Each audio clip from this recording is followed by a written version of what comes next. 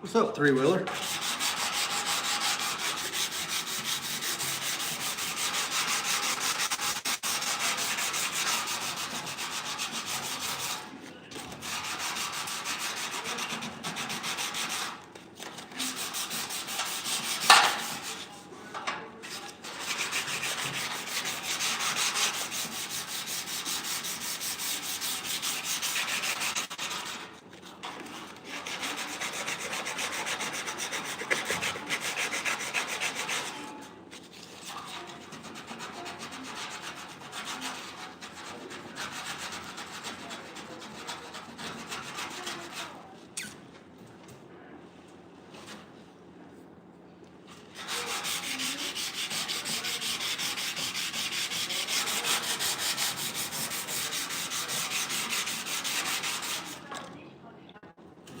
No. Nope.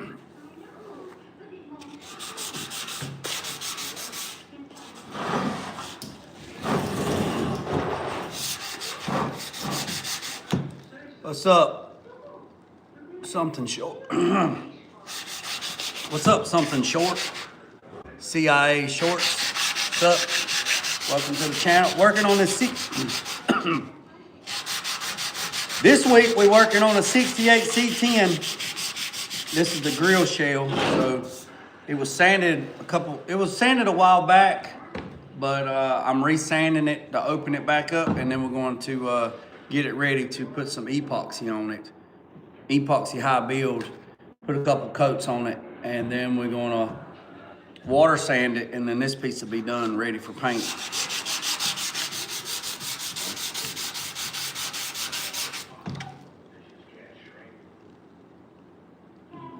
Where are you from? I'm in the United States.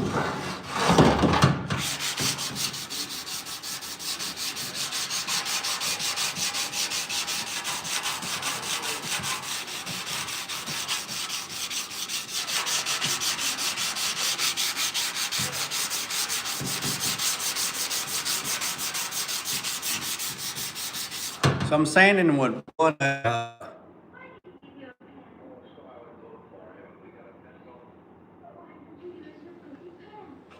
I'm sanding with 180. I got it on this piece of Scotch-Brite so you don't put fingerprints in it. So I'm using this as a backer, and I got 180 on it. It's about 15 degrees outside today. 15 to 18 degrees. Got down to 4 degrees last night, or 4 or 5 degrees, I think that's what it said.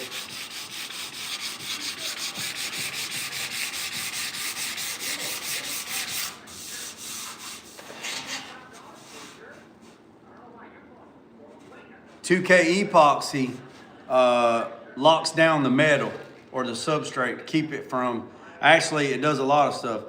2K epoxy you put over bare metal, and that locks it down with corrosion prevention so it doesn't rust. That's the theory.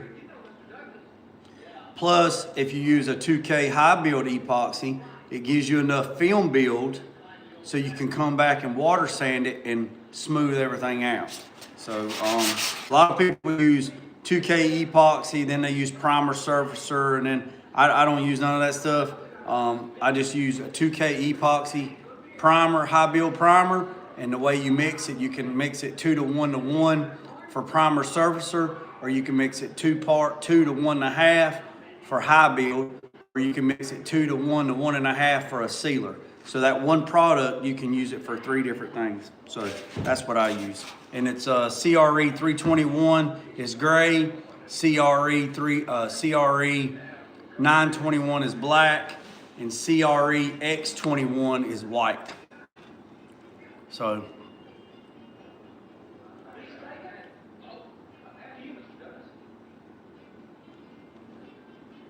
correct. What's up, Cars? Just doing a little bit of sanding. Damn table trying to lay down on me. It ain't quitting time. It ain't quitting time.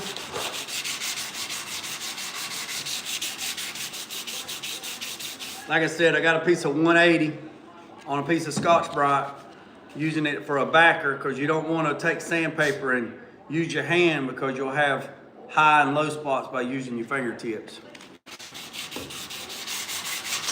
There's really no body work to do on this grill shell. It's actually a nice grill shell. This is the actual original grill shell for this truck, and it's metal, so it's actually really nice. It's been blasted, media blasted, stripped down, and then this is 921 epoxy, just sprayed like a surfacer. And then I'm gonna knock this down with 180, and then I'll go back over it with 400, and then I'll mix up some probably CRE 321, which is gray, and I'll spray it over here for like a primer surfacer, and then we'll come back and we'll let it set. Now I'm telling you, it's cold, so we'll have to let it set for a little while, and we'll come back and we'll water sand it. So if there's any spots that's got any like little imperfections, I could skim it with some body filler, but I'm not going to do that because once you mix up the CRE 321 as a high build, these little bitty imperfections will be filled in. So we're not going to put any body filler. Everybody calls it Bondo. It's filler. So you got Bondo's a brand. You got Bondo, you got 3M, you got Finish One, you have what's the other one? What is that other one? U-Pole. You got U-Pole, then you got Dolphin Glaze. That's a glazing putty. So there's a lot of different vendors out there, but it's called body filler. Everybody just says, oh, it's filled up with Bondo. Well, Bondo's a brand, and actually Bondo is actually owned by 3M. So it's just a different line.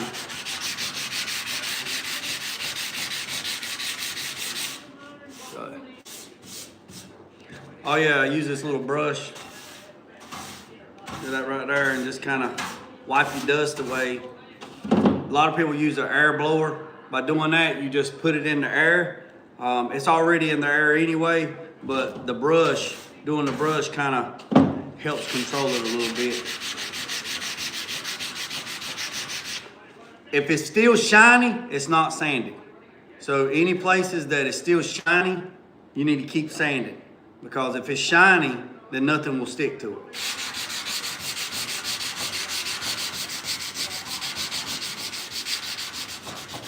And it doesn't really matter if we break through and go to metal on this process, because we're going to spray again, and then the next process we're going to do with 400, which is a less aggressive than this, and we shouldn't cut through. And if we cut through, then we'll just do some spots. We'll just do some spot sprays, and then we'll come back and we'll sand it. So.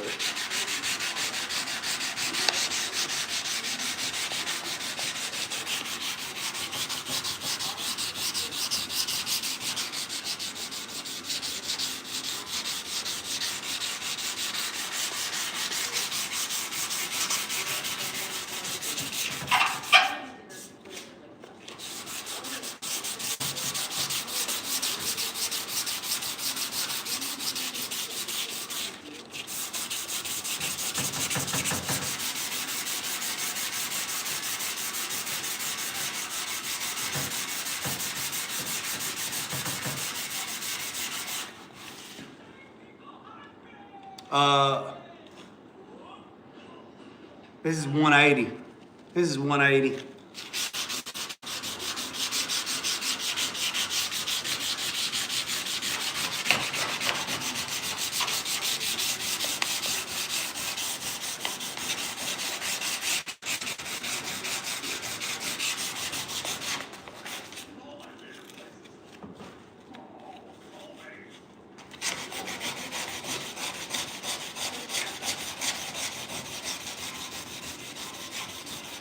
The more time you spend on prep work, the better your end result will be.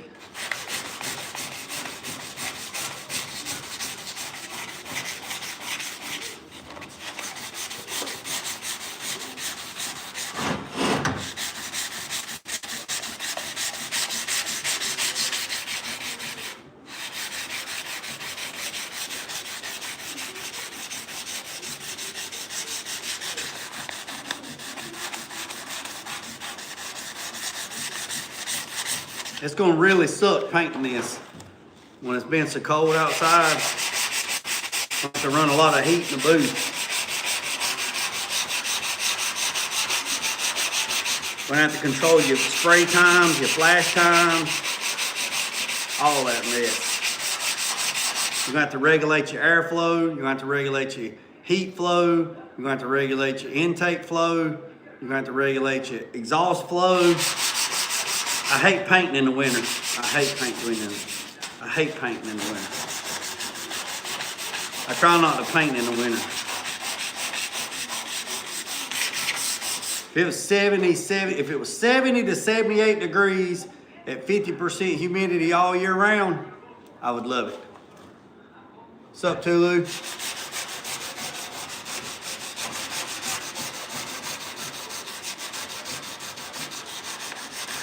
I'm gonna try to get everything ready and prepped,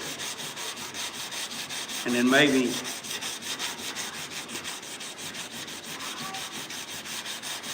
it won't be so bad. Maybe I can catch the weather one day.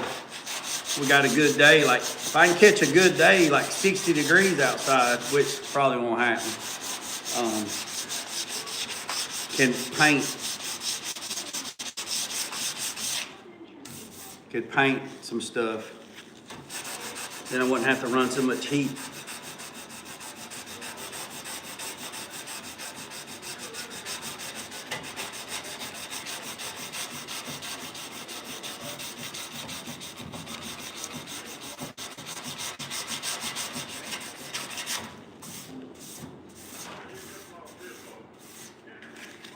Oh, I don't mind sanding. I normally put my earbuds on or turn the radio on and just block everything out and sand, but I can't do that and go live at the same time, because if I do that, then YouTube will copyright the video, and which that sucks.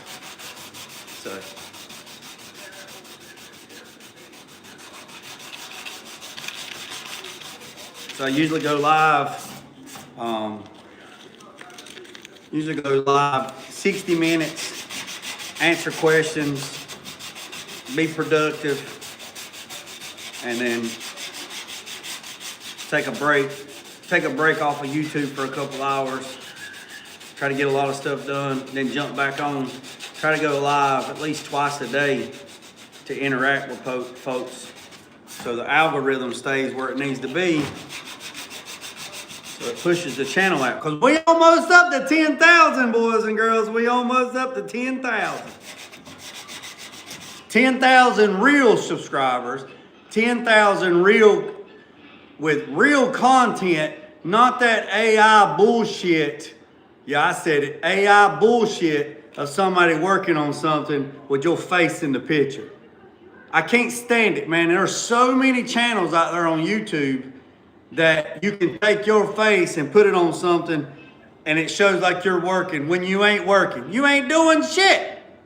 You ain't doing shit. Now, I know a lot of people are going to get upset with that, and that's okay. But AI has been, see what people don't understand, AI has been around for 70 years. AI is not new. It's just smarter now than it was. If you don't believe me, Google it. Google when asked, do some research, and find out when AI actually started. It actually started in the 30s and the 40s, over 70 years ago, when AI started. It's nothing new. Hell, they made a movie about it too, Terminator. Y'all remember that shit? Terminator and John Connor and Sarah Connor. Y'all better get ready. So real content and real subscribers. Boy, I'm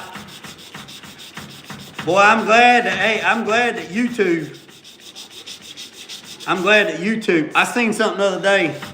Yeah, I'm gonna say it. Oh yeah, that's right, Mac. What's up, Mac? That's right.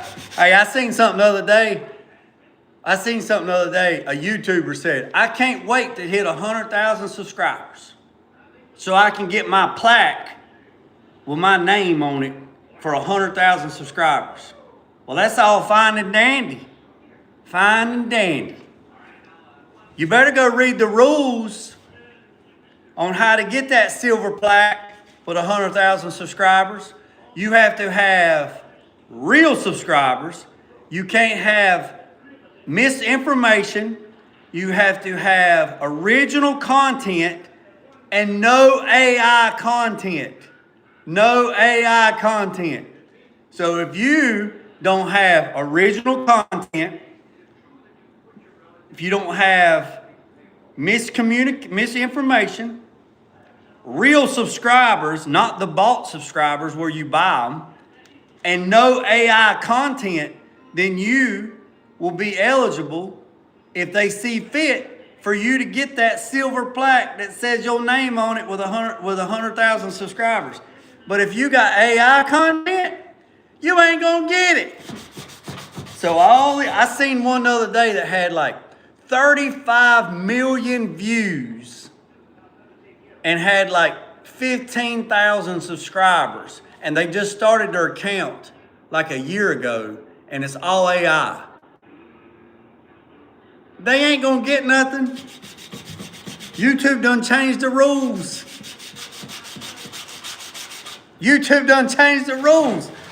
I don't think it's fair for you to have AI content and get a silver plaque.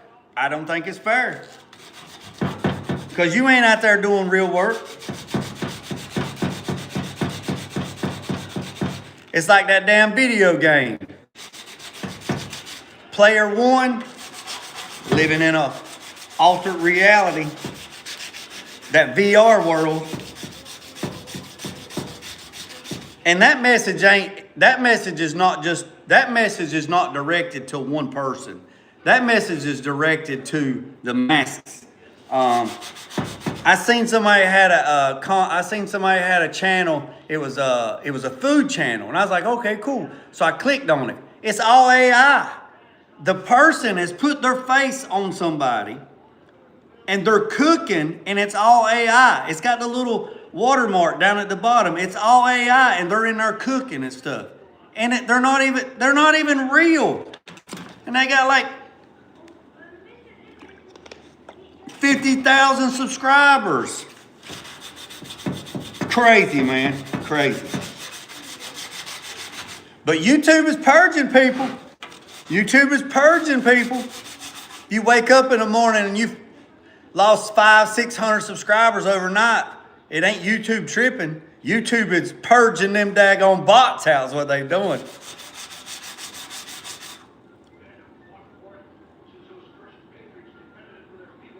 YouTube moving the YouTube ain't moving the goalpost.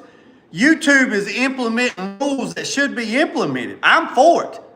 I don't think you should get 100,000. I don't think you should get a silver plaque and all you did was AI content. I don't think you should get that because that's not real. That's not real. That's not real out here putting in the real work. That's not real. Somebody said, well, I put in work behind the computer. Okay, well, fine. Well, you shouldn't be counted in the same bracket. Yeah, I said it. Be mad if you want to. And it's not me hating on the game. I'm glad that YouTube.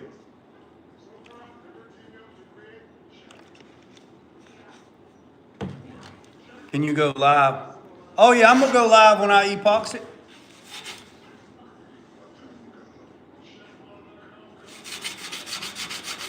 Yeah, I'm gonna go live. I got Wi-Fi in the booth. It probably won't be. It probably won't be today, tomorrow, Wednesday. It might be. It might. I have to look at the weather because it ain't supposed to get over 20 degrees until like Thursday.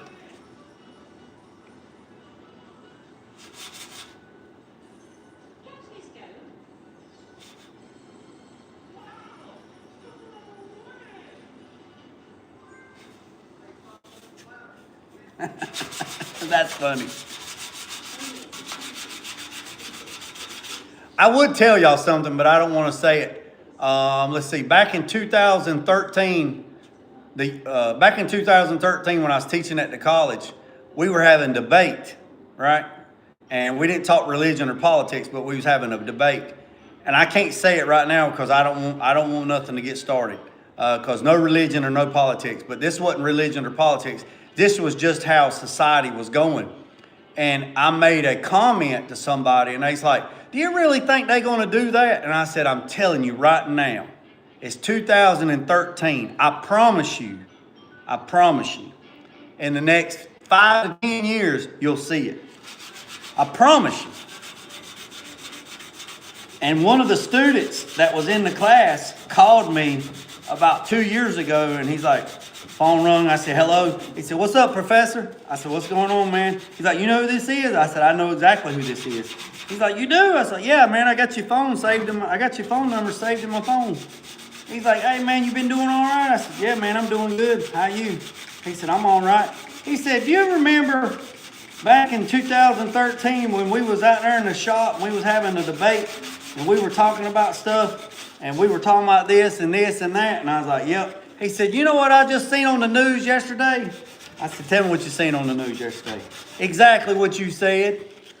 They're doing that now." And I was like, "Huh, imagine that." And he said, "Ain't that crazy?" I said, "I tried to tell you." And at the time, this kid was like 17 years old.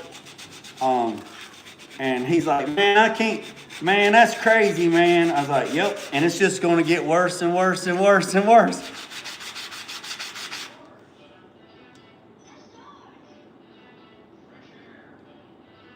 Oh, yeah, Mac. Oh, yeah. Hey, Mac, what do you think about kind of shop you have? What do you mean, Annihilation Racing? What do you mean, what kind of shop I got? Hey, Mac, I seen something the other day, man. There's an app. There's an AI app. There's an AI app that you can download, and it can be your secretary. So I can download oh, you son of a, oh, I'm coming home. Oh, Lord. Hold on a second. My table got lazy on me. Hold on. What in the world happened here? Lord have mercy, Jesus. Man down. Man down. Man down. What in the hell happened there? Damn leg gave out.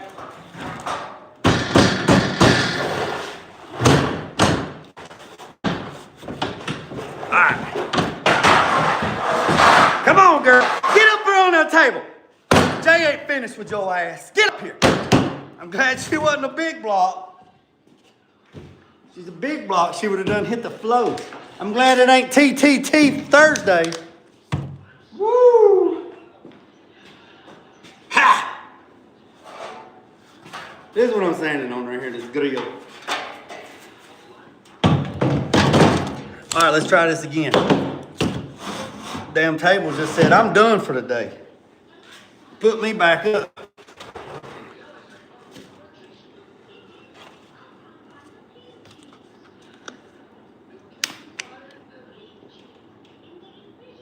What's up? What's up, Mike?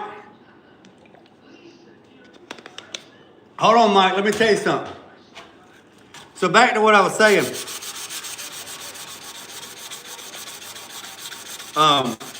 Like I said, on the iPhone, they have an app, an AI app.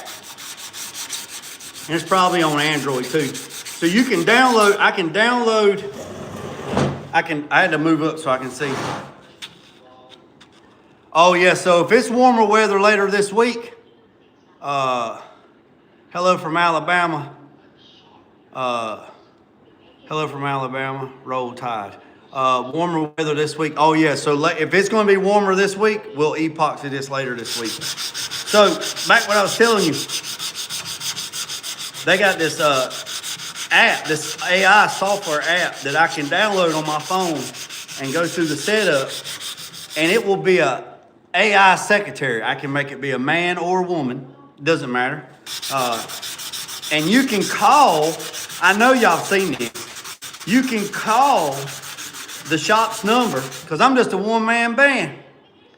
I'm just a one-man band, right? So you can call the number and it will answer, and it will go through these questions and ask why you're calling, what can we do for you, blah, blah, blah, blah, blah, blah, blah.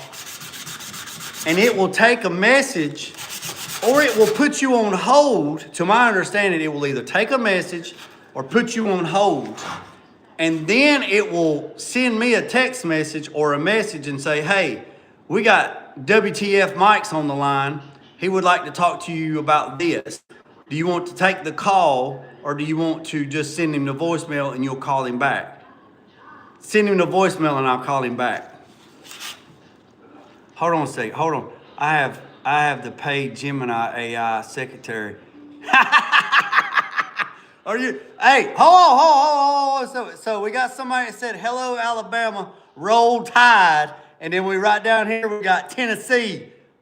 Go big orange. Go big orange. Go big orange. Uh-oh. We got roll tide and we got Tennessee. Go big orange in the house. I don't watch sports. I don't give a shit about them. I think they're overpaid crybabies. I don't think you should make $100 million playing ball. And I got a buddy that's a pitcher for the Atlanta Braves, so it's all good. I tell him the same thing. We duck hunt together, so it is what it is.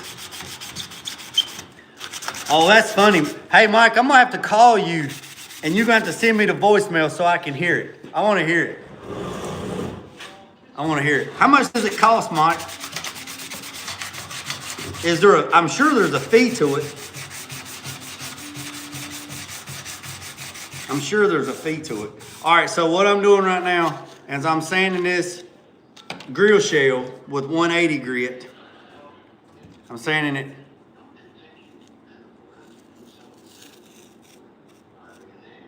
Oh no, they don't get paid in college. I'm talking about in professional ball. They don't get paid in college. Well, they might get paid on the back end. You know how that stuff works. I don't know. So I'm sanding this with 180, and this right here is CRE 921 epoxy, and I mixed it 2 to 1 to 1. This thing was media blasted, took all the old crud off of it, got all this clothes off of it, see what it was working with. It's actually really, really good shape to be the original 68 grill. That's the only thing this guy had on his 68 C10 was the cab and a couple other parts. The rest of it was junk. So we stripped the grill, Carolina Dustless Blaster, stripped the grill. Then I put CRE 921 2K epoxy on it, which is PPG's commercial coating line. It is corrosion resistant epoxy, 2K. If you're using anything and it's not 2K, don't use it. It's junk. It's junk. So that's that. So now I'm sanding it with 180 on this piece of Scotch-Brite. So if you sand it, if you take the piece of, I see a lot of people take sandpaper and put fingers on it like that. When you do that, you're pushing on your fingertips and you will leave track marks. So when you put the Scotch-Brite as an interface pad or a buff pad between your fingers, you get a more consistent sand. Then I take this little brush and I just sweep it away. All right, I'm gonna show you. Let me turn the camera around. I'll show you. So once I sand this all out with 180, all these little cracks and crevices, then I will spray probably CRE 321 down. I'll put a couple coats of it down. I'll mix it like 2 to 1 to 1. and then let that flash off a little bit for a few days, and then we'll come back and we'll water sand it or dry sand it since it's cold as all get out. We'll dry sand it with 400, and then it should be ready for paint. So let me show you. Right here.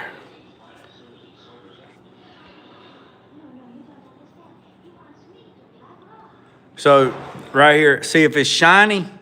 If it's still shiny, it's not sanded. So what I'm doing is I just take this. And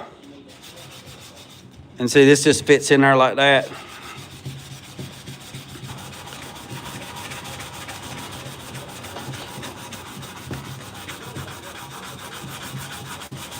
You don't have to do it like this. Everybody goes all crazy, whatever. Try to go in the same direction. You know what I mean?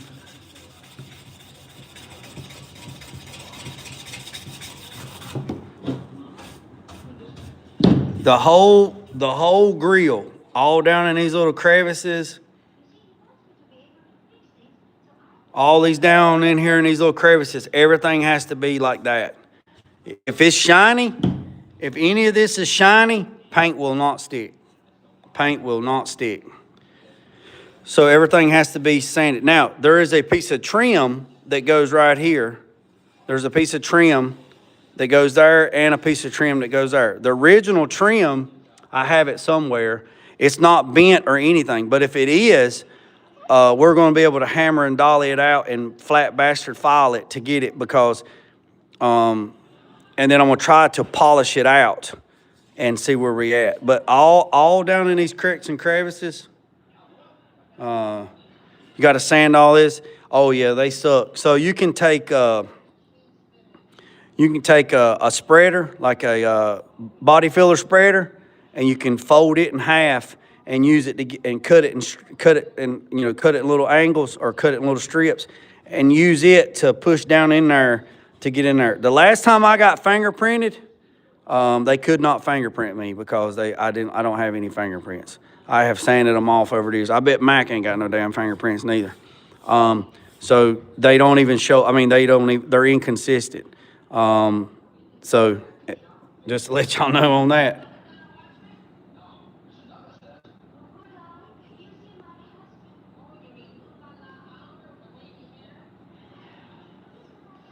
So, anyways, the rules of the channel are as followed. Oh yeah, Mac, aftermarket pieces don't fit. These are the pieces that was on the grill, so I'm gonna fix them. I need to get some little hammer and dollies or little hammers for like jewelry die, and then get up there and then I'll flat bastard file it out and stuff like that and fix it. Yeah, aftermarket trim and chrome don't fit like original. Now I did hear a lot of good reviews about Automail Direct is new trim for square bodies. They have the whole trim kit for the square bodies. It's called the Premier's trim, and it's all metal. And I've seen a lot of good reviews on it that people say it fits, almost perfect. And I will give Jason at Automail Direct, I will give him a shout out because he does spend a lot of time in their tool and die to make their parts, really, really nice. They just come out with OBS grill, a new one, like a premium, and it looks really, really, really good.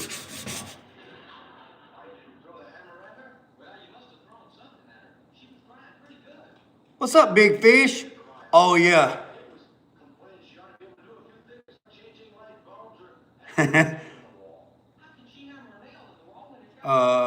My print's same way.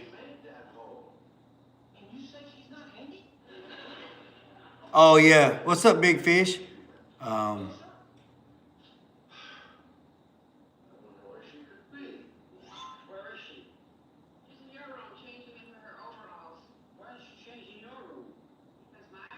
Yeah, I don't.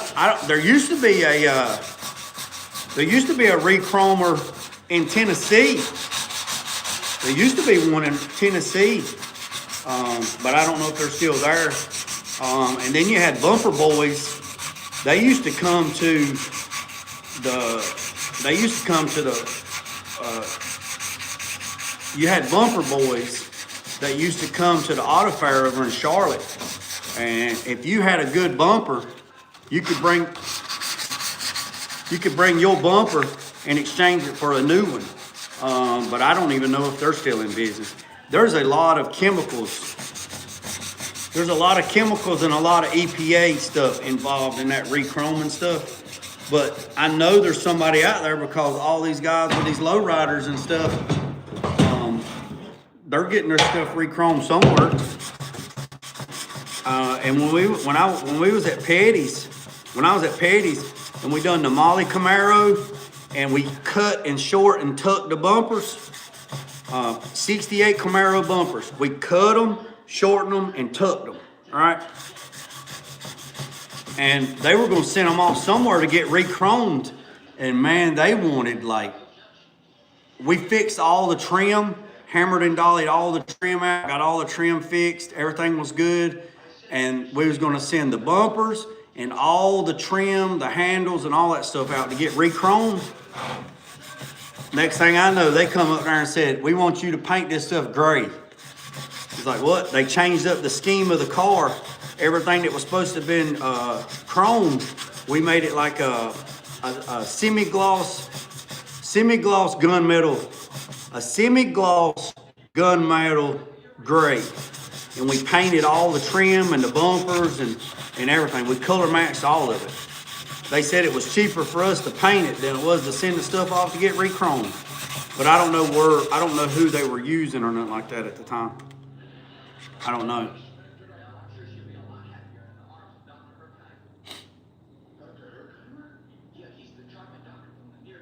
Oh, okay. Hold on a second, I missed something. Hold on, I missed something. Hold on.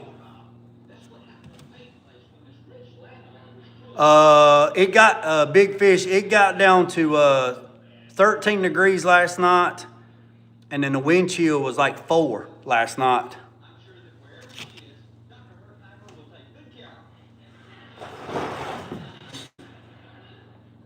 Well, Mac, we might be talking, Mac. We might be talking about that, because I get people all the time asking me, like, especially street bike guys and motorcycle guys, about re-chroming and chroming and stuff. And I tell them, I was like, man, I don't know anybody. I don't even know who to call. But if me and you'll talk later, Mac.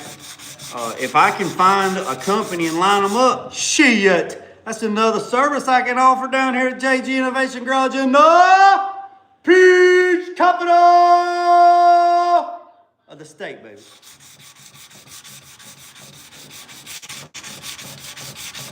One more thing I can put over here in my bag of tricks.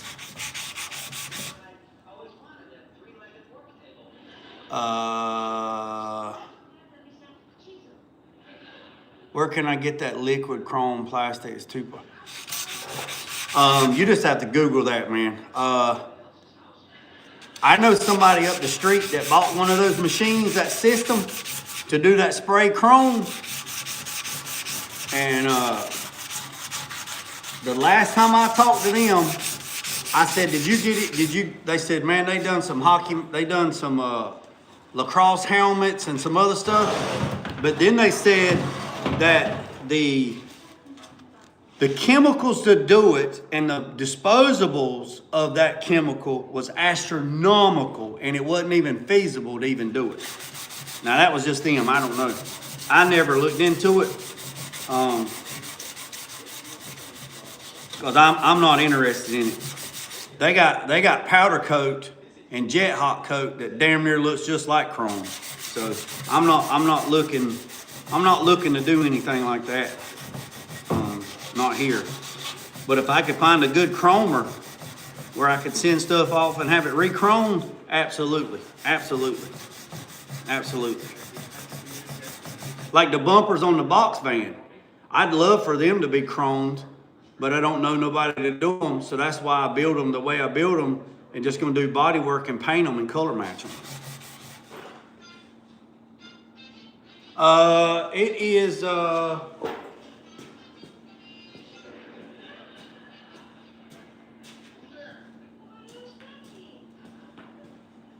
I got it 48 degrees. I got it like 50 degrees. I got it like 50 degrees. I got an undershirt on.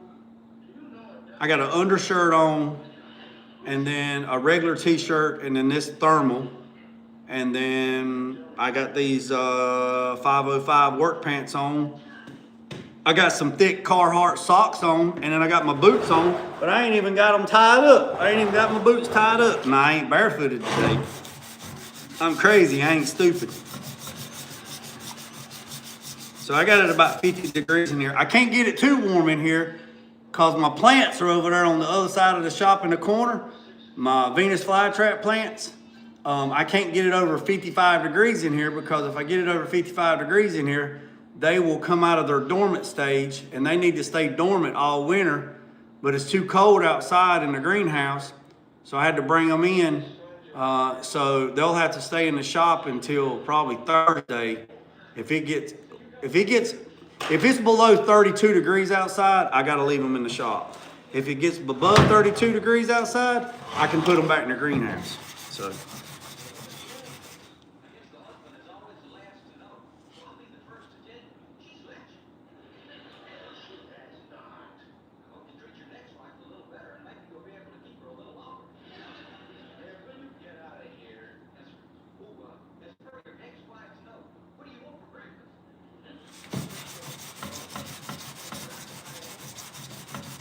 Now, when I go outside, I put my jumpsuit on. Hey, I want to tell y'all something. My heat in the house has not come up. Well, as of yesterday at 5 o'clock yesterday, my heat had not come on in 48 hours in the house, and my house is like 72 degrees, right? But then it got warmer in there during the day because of the water. So it was like 75 degrees yesterday at 5 o'clock. Right? Just a radiant heat, right? The heat did not come on. Last night I got up about 4 o'clock. Yeah, about 4 o'clock. And it was 70 degrees in the house. So it dropped 6 degrees from, let's just say, 7 o'clock to 4 o'clock. So 7, 8, 9, 10, 11, 12, 1, 2, 3, 4. So in 9 hours, it dropped 6 degrees.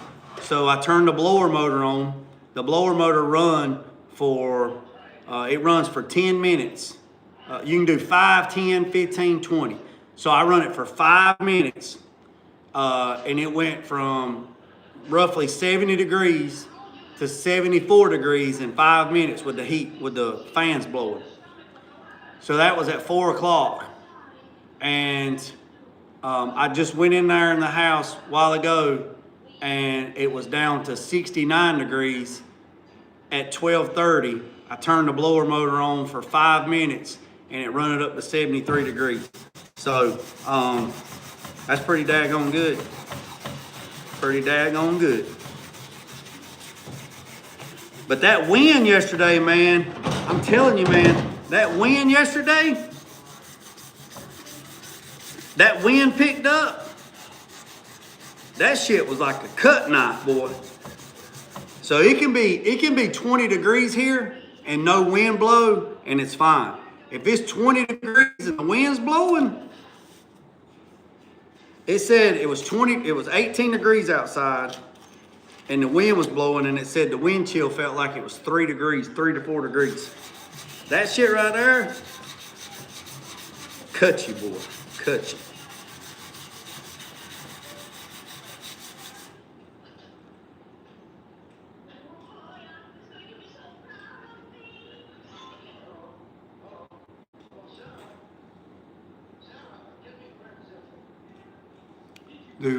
Do plants like that eat?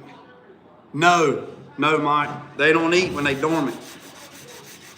I'm sure if something crawled across it, it might close it up. Hey, Mike. Hey, Mike, you still in here, Mike?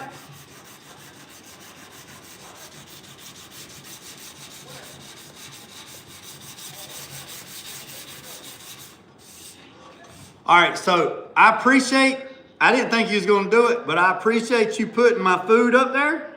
I really appreciate it. And also I appreciate that you didn't put my food up there to be scored. Because it's not fair.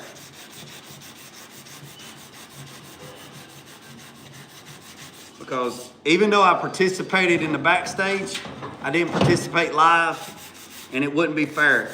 So I appreciate you not putting it. I appreciate you not putting it up to be scored.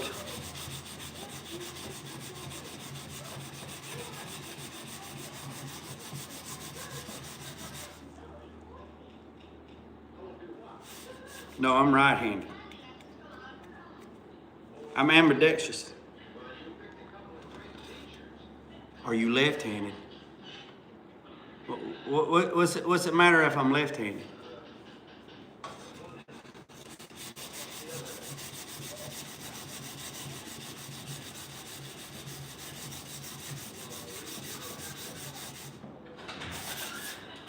Stay over there. I moved them over there because it got too warm over here.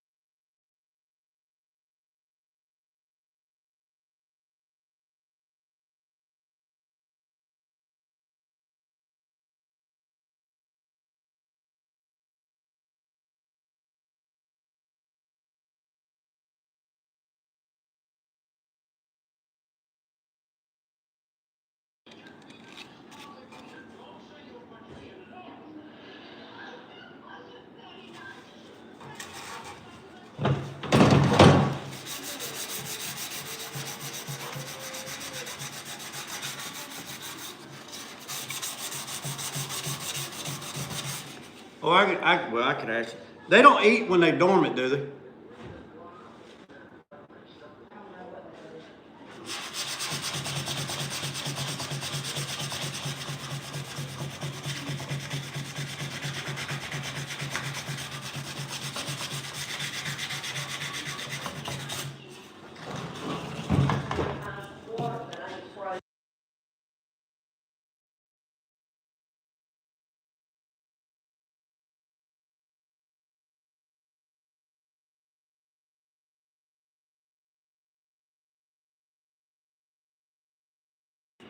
Hey, y'all hang tight. I gotta go. I gotta go break the rainwater out. Y'all hang tight.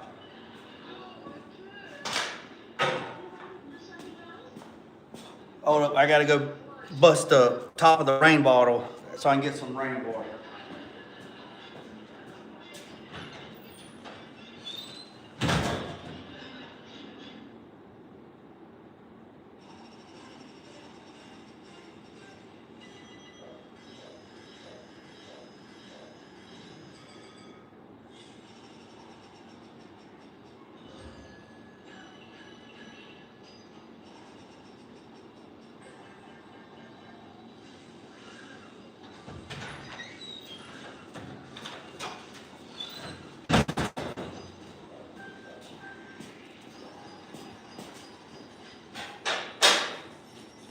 You can leave it on a table and let it warm up, and I give it to them later.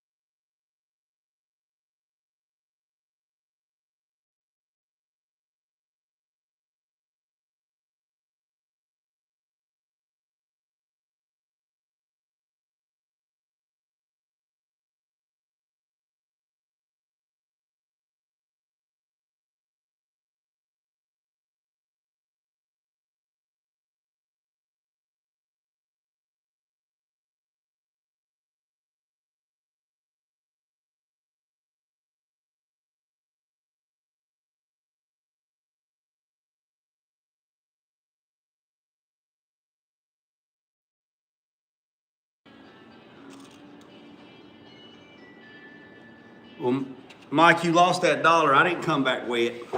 But Hollywood gonna be wet. She said if Hollywood don't stay out of her damn way, she gonna dunk his ass in the damn water. He gonna be a froze pussycat.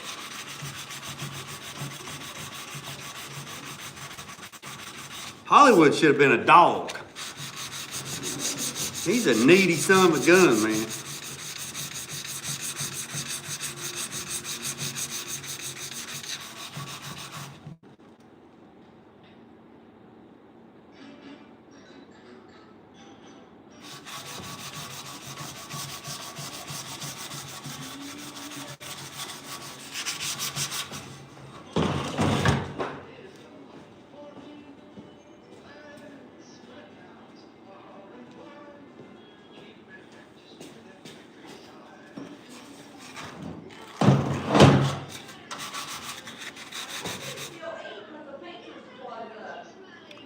Well, Mike, to answer that question, she said they still eat in the wintertime because their pinchers close. So I said if something crawled across the mouth of them, they'd probably close. So. Dormant, but they still eat. They're just not actively rolling.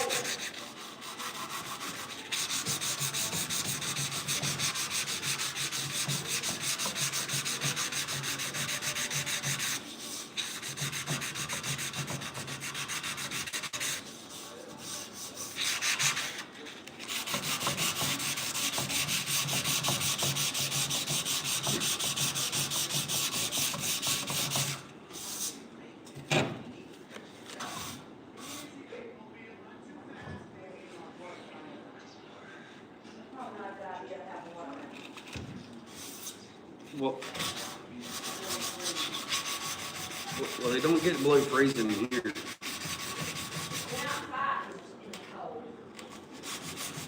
Well, just leave the water on the table. Just leave the water on the table, and in an hour or two, I'll set them in the water. Huh? Froze? Oh, I started to say there ain't no way that water's froze. You want to put them on a heating pad? No, that'll probably activate them.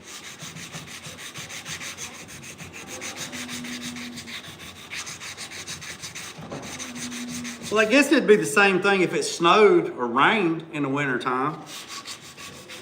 It's still going to be wet and cold.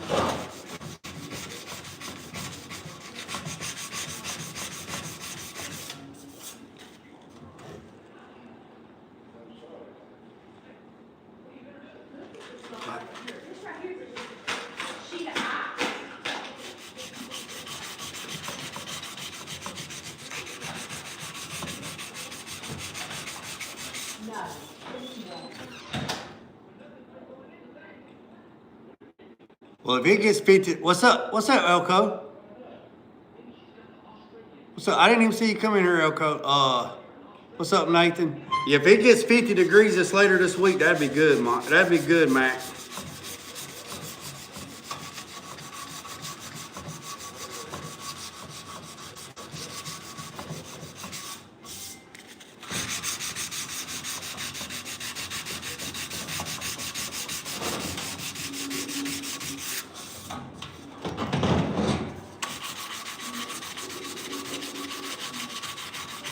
I get this top piece done, I'll catch up on the comments, see if I missed anybody's comment, and then we'll turn it around and we'll do the other side.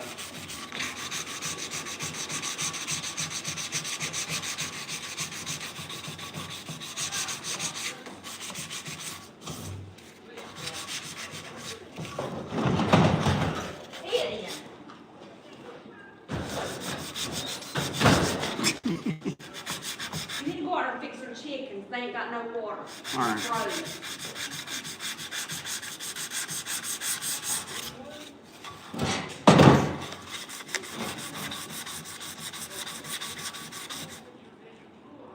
Where's it warm at in my water tonight? Just hold on.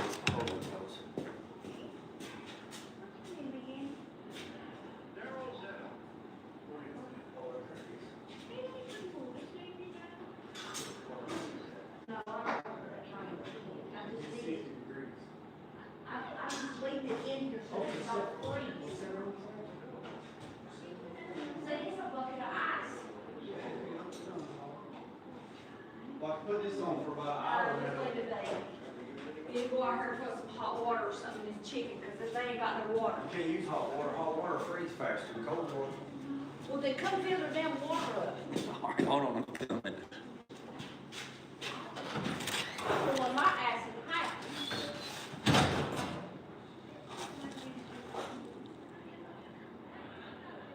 Yeah, we get we get 70. I wish it was 70 degrees here. I'd be damn barefooted. And I'd have the door open.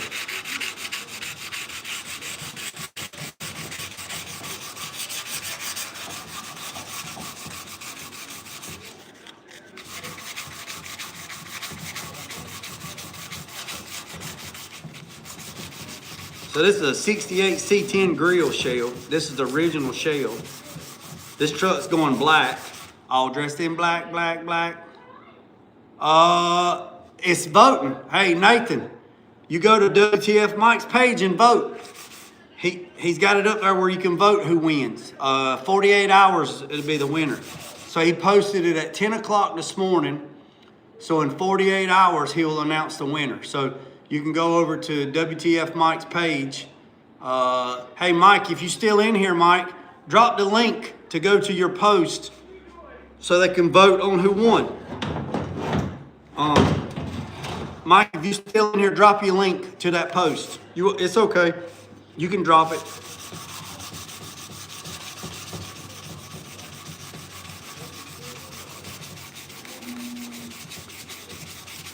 Hey, Elko did good yesterday, man. Elko did good. I'm proud of Elko. He showed a different side of himself. He needs to show more of that side.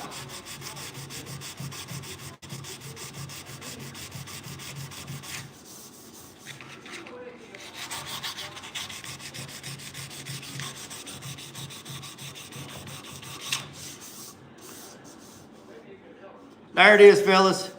Hey, if y'all want to vote on the food challenge yesterday, click that link right there. It'll take you to Mike's page, and y'all can see you had Mike's, Cars in the Cut, this guy named Vern, and had Elko. They're the ones that you get to vote on for yesterday. So, and then the next cook-off next month, the theme is Spain. Spain. So, and if you want to get on the cook-off, just get with Mike and talk to Mike about it. And it's just for fun. It's just for fun. Just for fun. And if you missed the episode, go back and watch the episode from yesterday, and you can see what it's all about. You know.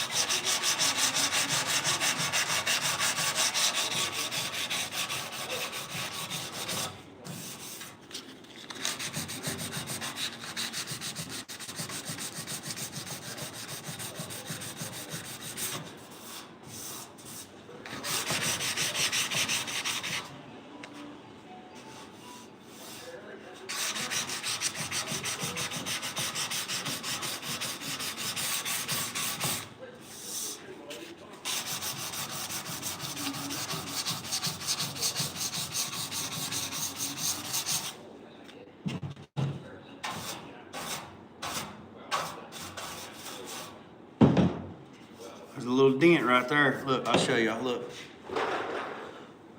I'm working on a 68 C10 grill. Working on a 68 C10 this week. Right there's a dent. See that right there? There is a dent right there. Now I don't know if that high build, it might feel that. I'm not 100% sure. We'll have to make a mental note that there was a dent right there, and I can't get behind it because it's in the crevice. So there's no way for me to get in there. And if I made something to get in there and tried to push this dent out, it'll probably bulge the top of it. And because this is radius this way and this is radius this way where it got stamped. but there's a dent right there. You can see that shiny spot right there. You see the shiny spot on the material? That's a dent. So we'll just have to make a mental note when we come back and we put some more 2K epoxy high build primer over it. And we'll say, hey, look, there was a dent right there. So when we come back and sand it, we just have to be mindful, because when I run my finger across it, I can feel it go toot, toot, toot, right there. But got to make everything not shiny. All of it can't be shiny. Nothing be shiny. And then there's right here, you got a couple pits right here. Right there, you got a couple pits there. But all this in here has to be sanded. Every bit of that. None of that can be shiny. Now, even though that the trim is going to go right here, and people are going to say, well, if it's behind the trim, it don't matter. Well, my question to you, do you wipe your ass every day? You know, just because we don't see it don't mean it don't matter, right? So all this has to be sanded. Now we can take a piece of Scotch-Brite and go around it like that. Go around it with a piece of Scotch-Brite to give it some tooth to get the shiny off of it, but all of it has to be shiny. You can't use a grinder. No, you can't use a grinder. Grinder for what? We're not trying to take the paint off. We're just giving it some tooth so we can put some more epoxy on it. Then we're gonna dry sand it for paint. So yeah. So all this in here, the shiny, all that has to be, every bit of that has to be sanded. Every bit of that. All of it. So when you do put primer or, you know, put 2K epoxy and stuff like that on there, you have a mechanical bite and you have a chemical bite.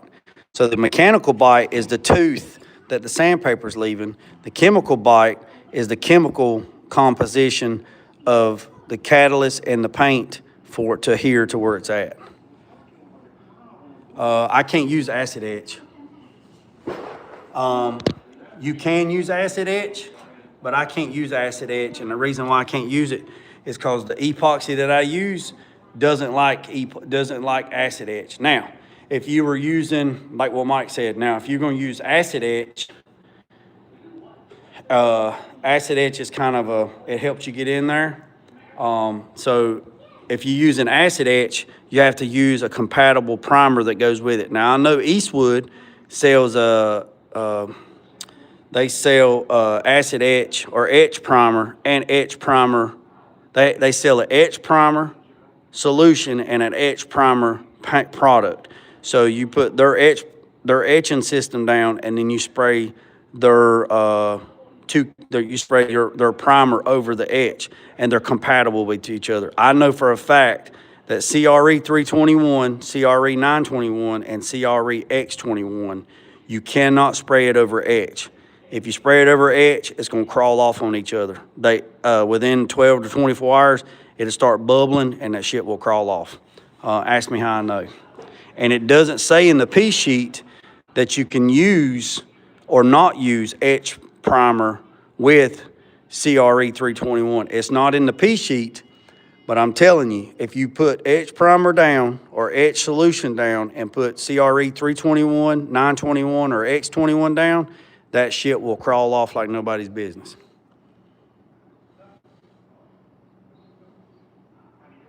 Yeah, so if you use acid etch, the primer that goes over it has to be compatible with acid etch.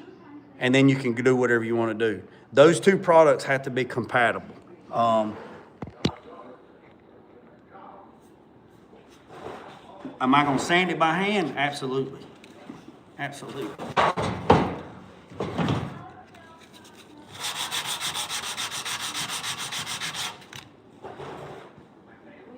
Y'all hang tight for a second.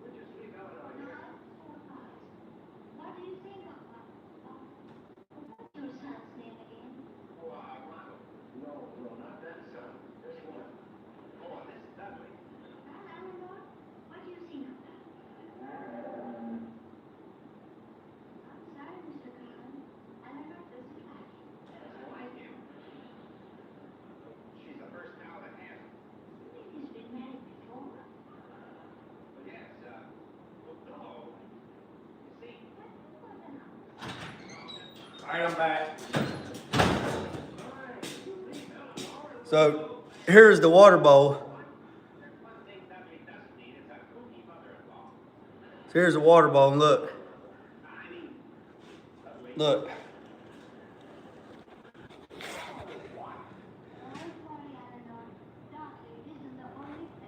Look. Look.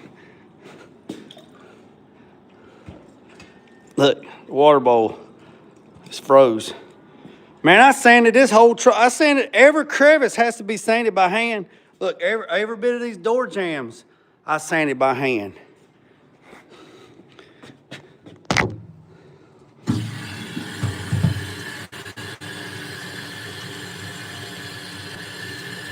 Hey, if you're gonna do it right, do it right. Yeah. If you're gonna do it right. If you ain't gonna do it right, don't even do it at all.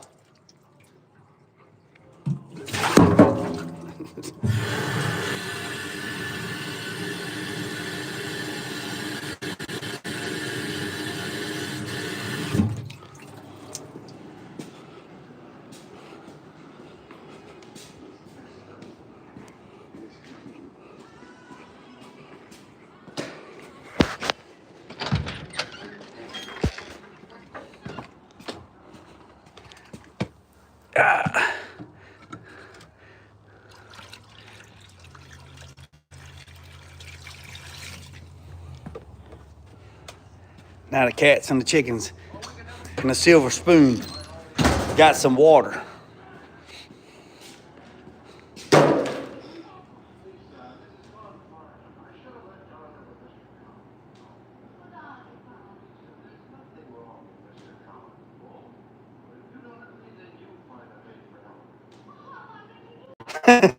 Oh Lord, I don't know what you got yourself into. But yeah. I don't know what you got yourself into. But you got yourself into something.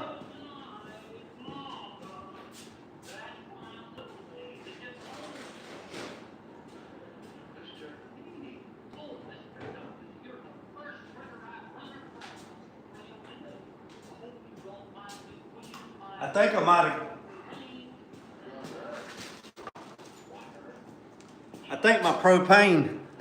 I think my little propane. What's up, Gary? I think my propane's about out. We might have to change it. I got the mini splits on, but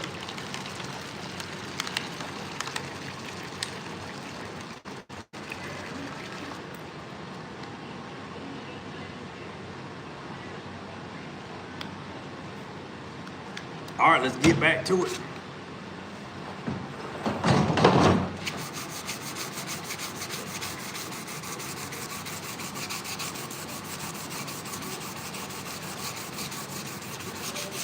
I usually stop the lives at 60 minutes, but we're gonna just run this one on until we get it done. See if we can get some more people in here. See if we can get the algorithm up. If you're new to the channel, hit the subscribe button. I'd greatly appreciate it. We on our way to 10,000. What's up, Gary?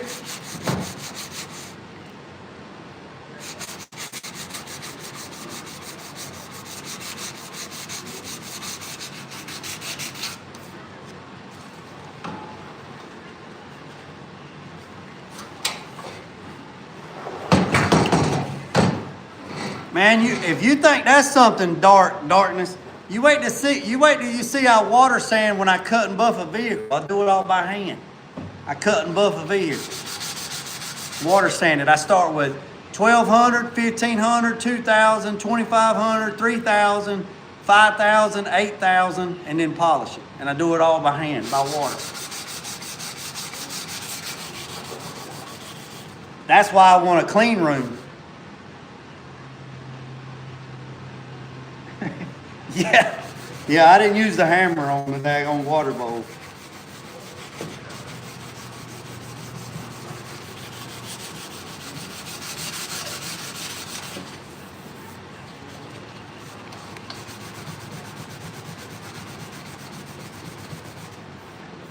So we got another dent right there. Got another dent right there. And not everybody wants a cut and buff like that. Like, not everybody wants a cut and buff like that. Like, if I'm just going to do like a small cut and buff, I'd put like maybe 5 coats of clear on, and then start out at 1,500, go from 15 to 2,000 to 3,000, and then polish it. Now, if you really wanted to go like crazy, like balls to the wall, like 100%, we'll put probably about 7 coats of clear on in one session. Let that sun gun gas off about 30 days.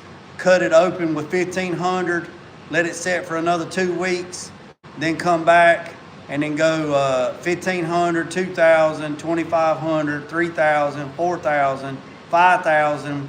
Then they got 8,000, and then now they got 10,000 grit, and then go and polish it. Shit, that thing looked like it was that deep. There's a new well, they're not new. They're new to me. I've seen them. They're called Groot, Groits,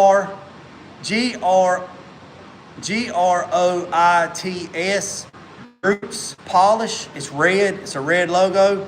I've seen a lot of good reviews and a lot of feedback on that polish system, and I'm real. Maybe Santa Claus will bring me the daggone buffing kit. You know what I mean? So, but yeah. Yeah, there's 8,000 grit paper. Yeah, there's 8,000 and there's 10,000. Sure is. I got some in the back. I got some 8 in the back. I got some 8,000 paper in the back.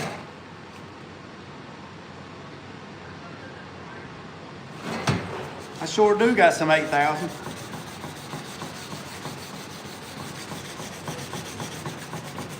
And then you got Trizac pads. Oh yeah, solvent base. Oh yeah. Oh yeah, Mac. Yeah. Hey Mac, that's a good topic right there, Mac. Make sure your compounds are not solvent based. Make sure they water based. Don't use that solvent based that solvent based buffing compound shit. I got some stuff sent to me one time, and I'm like, okay, and it just wasn't acting right. And looked on the bottom and the instructions, looked on the bottom, and it said solvent ingredients. Throw that shit in the trash. The company sent me an email and said, how do you like our product? I was like, it's solvent based. I don't want it. What? I said, I don't want it. Solvent based or oil based? I don't want it.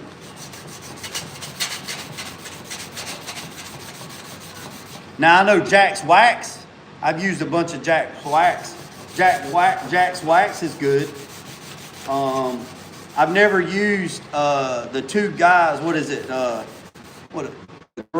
Two Guys Garage, or the Garage Guys, or you see it at AutoZone. You see it at Walmart. You see it everywhere now. I've never used their stuff. I used their Armor All before, but I've never used their polishing compound.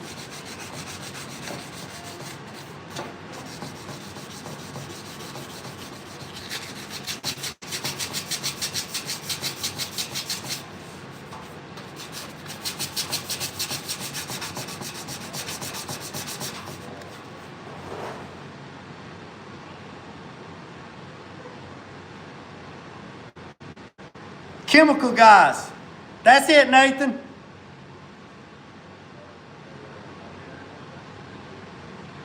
Chemical Guys. Appreciate that, Nathan. Yeah, that's what it is. Chemical Guys.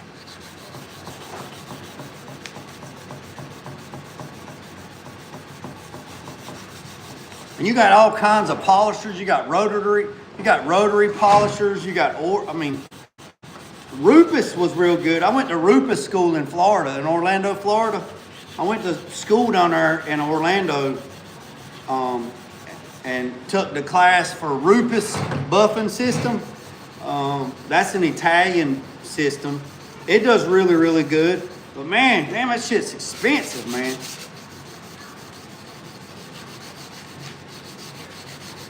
Jack's Wax, they used to have Jack's Wax here locally, well, about 60 miles north.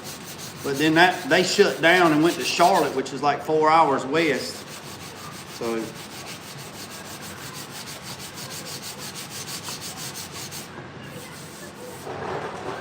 that paper's spent.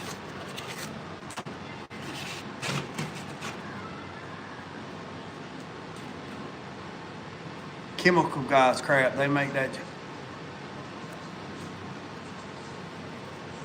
So, not Rufus, Rupus. Rupus. R-U-P-U-S. Rupus. I like mothers. So Chemical Guys is out there in Cali and it ain't no good, it's junk.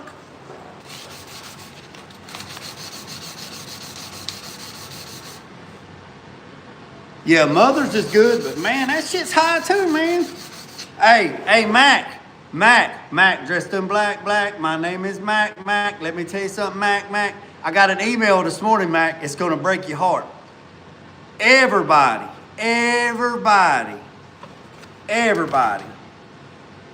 All my vendors, all my suppliers, everybody from A to Z is going up 9% on the first of the month. Going up 9% the first of the month. January 1st, all supplies, all consumables, everything is going up 9% the first of the month. But on the second note, they just reported record profits for the last quarter, but they're going up 9% in January. Hell, they went up 9% in July.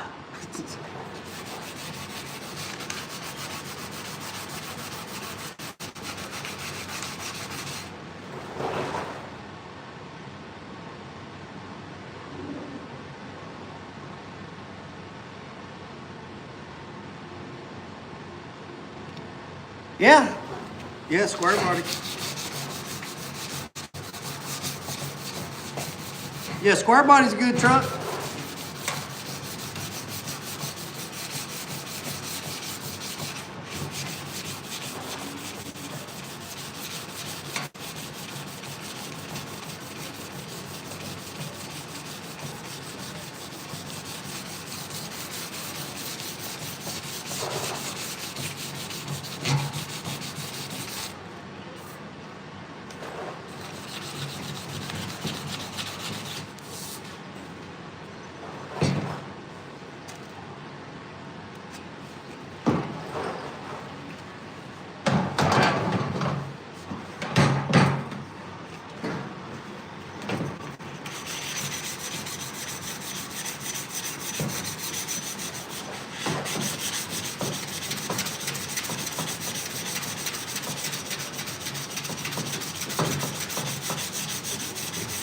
I tell you how cold it is.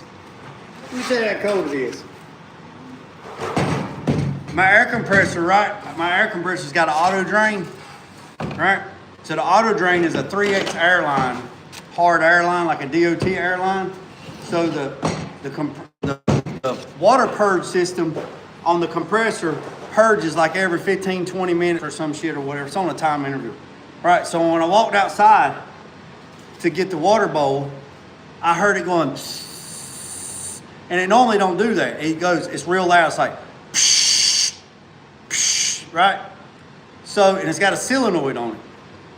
So, I go get the water bowl, I bring it in here, I change it out, I go back out there, it's going, psh. I go back there, it's got a string of ice blowed out the tube about this long. It's so damn cold, what little moisture was in the tank, when it blowed it out, it froze in the damn solenoid, and the solenoid couldn't shut.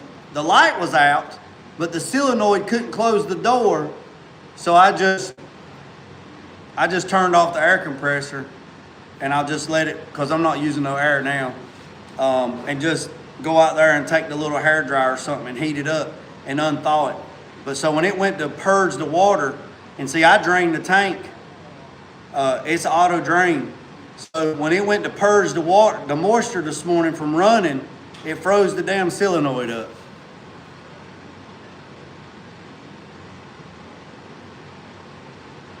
Hold on a second. First Bransfield. Hold on.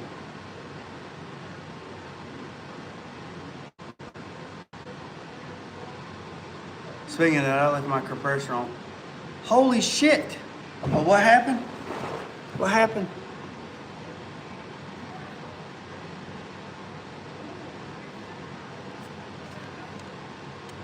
Daggone, Mac. I shut all my shit down at the end of the night. I shut all my shit down at the end of the night.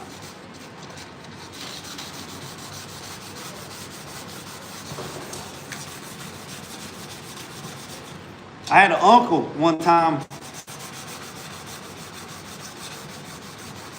Even when I leave, I turn my air compressor off. I turn a bunch of big shit off when I leave. Like if I go to town and come back. And the reason why is because when I was about 14, 15 years old, my uncle had a shop, mechanic shop. And he run a rollback too, so he'd get a call rollback. He left his shop to go uptown to get somebody that was broke down. So he leaves. Goes like 10 miles up the road, get in the car and comes back. When he comes back, when he pulls up in his yard, he just sees smoke, not fire, just smoke, like carnage. He looked out there in the yard and there was like shit all, it looked like it was just mangled shit in the yard. And he's like, what in the hell is that? I'll never forget it. He's like, damn boy, what is that? I said, Uncle, I don't know what that is. And it was just sitting out there just steaming. And it looked like a pretty good sized 5-gallon bucket just mangled to hell, right? We walk around in the backside of his shop. The backside of his shop was just destroyed. And I'm thinking to myself, a damn spaceship done landed. Damn, the Jetsons done landed in the side of the building. When you got to looking at it, it was his air compressor. So come to find out, his air compressor was on. It was an older air compressor, right? We go uptown and we come back. By the time we go uptown and come back, the compressor had come on. You know, the air dropped, whatever, the compressor come on. The damn compressor come on and just ran. And the blow-off valve, like the 185 or 175 blow-off valve on it, was stuck. It malfunctioned. So the compressor just kept pumping.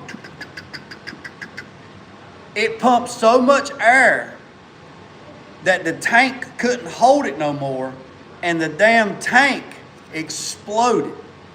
We already know he hates footwear, but good luck getting him. Hold on a second. Hold on.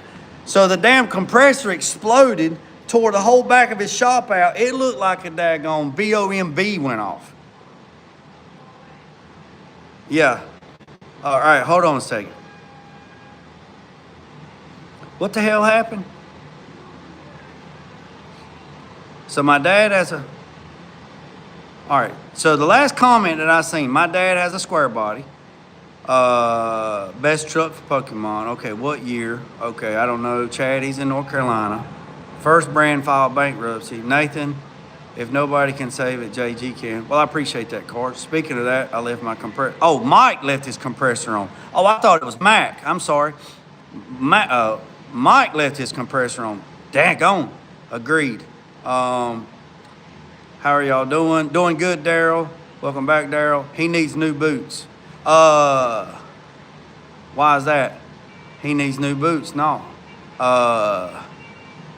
We already know he hates footwear, but good luck getting him to agree with that.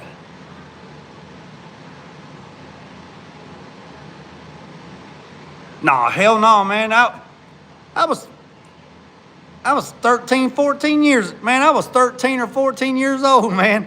That was damn 36 years ago. Hell no, I didn't take no damn Polaroid. I didn't have no damn camera back then.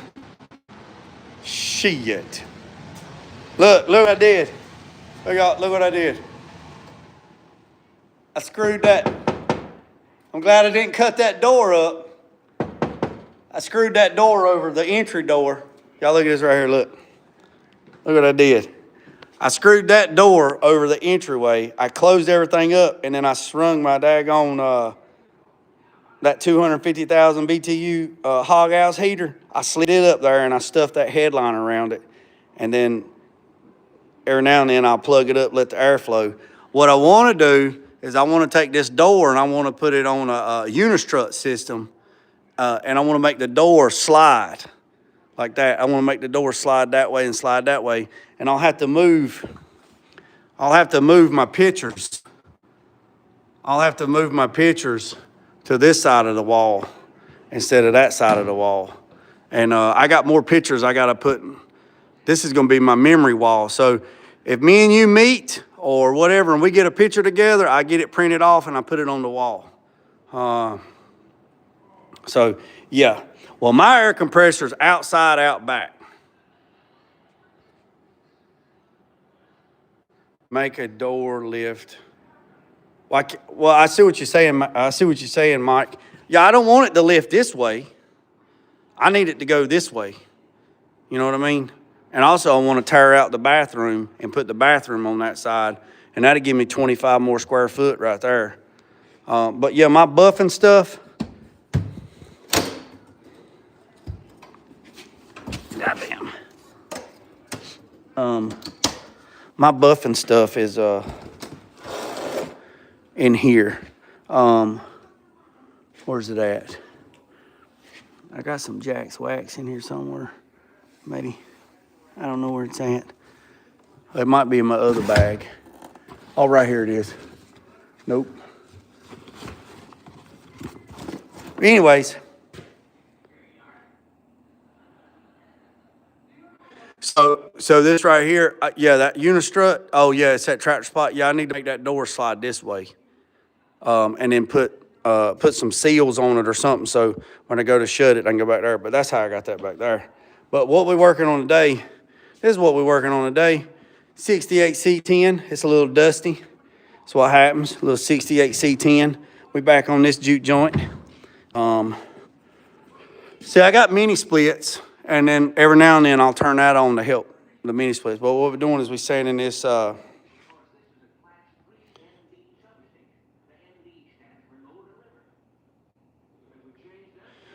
this is what we're doing. We're sanding this grill. This boys and girls, we're sanding this grill, and then we're gonna get it ready. This is for that truck there. So I had to go turn that heat off. So.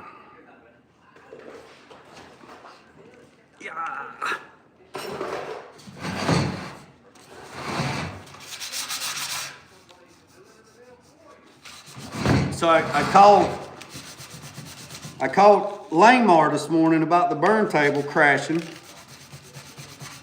and we're coming to find out that the servo motor or the drive motor's bad, and potentially the little black box that tells the power converter box that tells the plasma to come on and cut off. We think it's bad, so they're sending me a new one. So once we get that, we'll redo that and see if we get that bad boy back to working.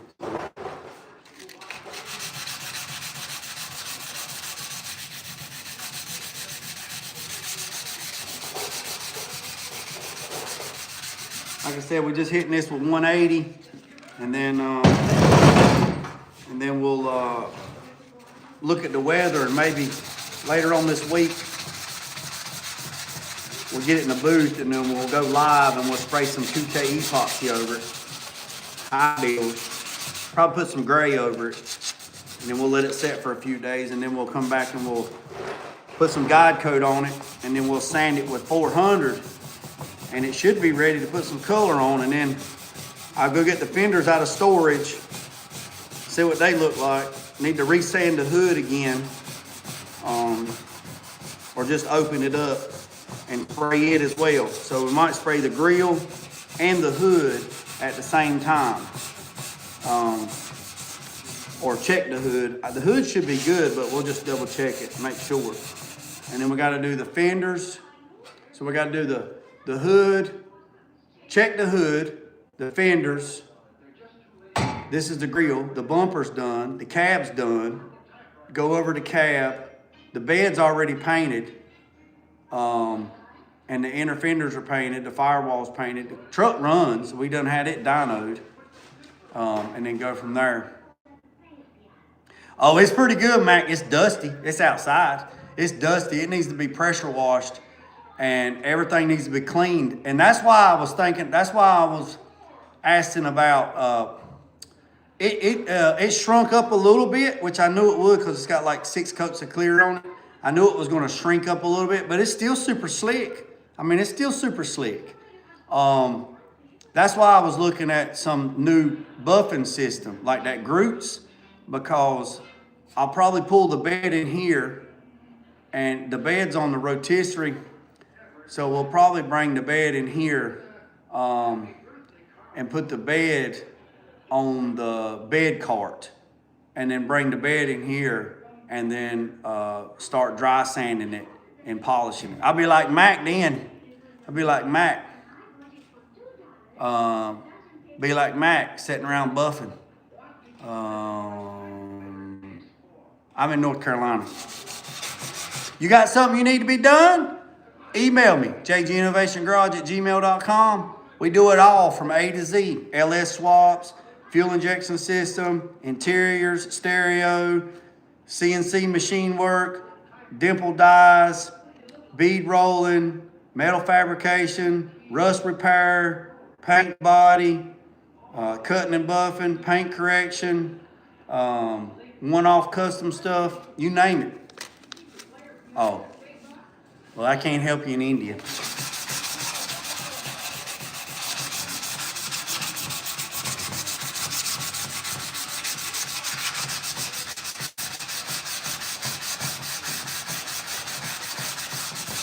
Can't help you from India. Appreciate you joining the channel, though.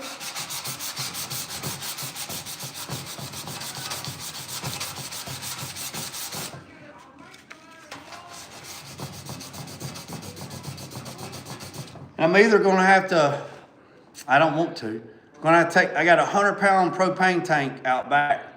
So probably going to have to take it and go get it filled up. Which I found out the other day that Bernie's Hardware don't charge the extra $30 service fee like everybody else does. So it's like maybe 9 miles south of me. So if I go 9 miles south, or 10 miles north. If we go 10 miles north to get propane, they charge me like an extra $35. If I go 9 miles south and go to Bernie's Hardware, I get it for $35 less. So I might do that. So I need to fill that up.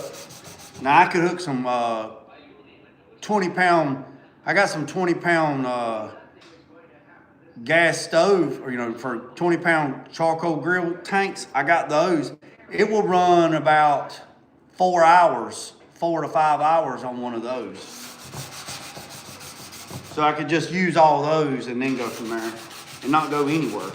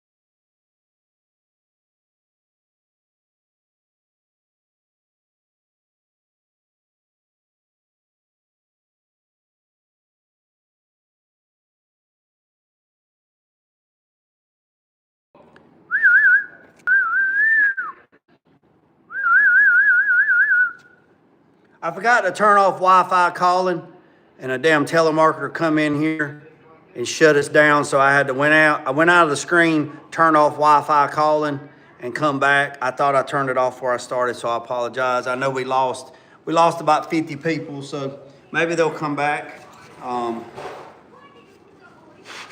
Maybe they'll come back. Yeah, I looked up and it was the voicemail logo was up top, and I was like, damn it, boy. What about gas?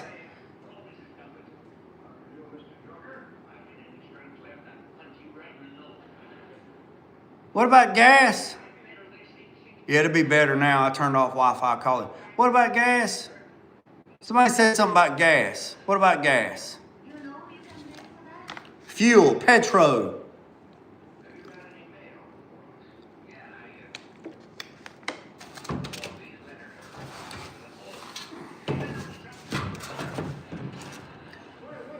Hey, can I get $10?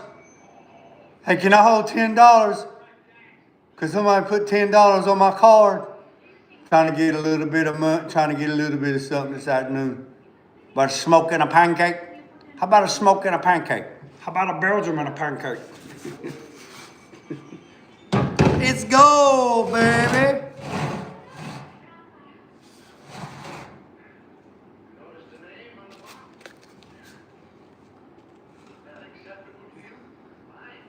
Yeah, I was talking about service charge when they fill up my welding tanks. Oh, you in Germany? Oh, I just exchanged mine. So, you want to talk about welding tanks? So, you see this welding tank right here? I just take that tank right there. That's the big boy. And I exchange this one for a full one. It's $125. When I take this tank and exchange it for a new one or one that's filled, it's $125. Yep. So when I exchange mine, it's $125. Germany. Mike been to Germany. Mike's been to Germany. WTF Mike's been to Germany.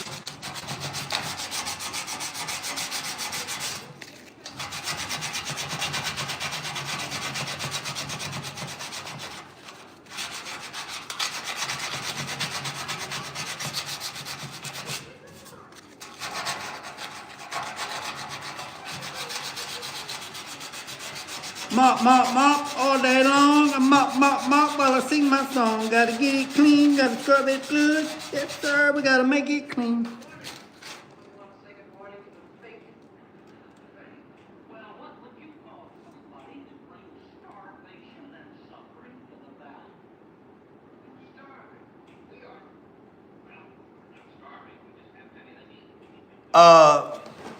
No, actually, this is their tank. It's not my tank. So this is a air gas or Arc 3 tank. So this is an Arc 3 tank. It's their tank. And as long as I got one with a barcode on it, they'll exchange it, right? I don't pay a lease or rental fee on the tank because I've been dealing with them for so long. So when the tank goes out, I just exchange it. This one right here is a 105 mix. I'm going to change the mix. I think me and Mac was talking about it.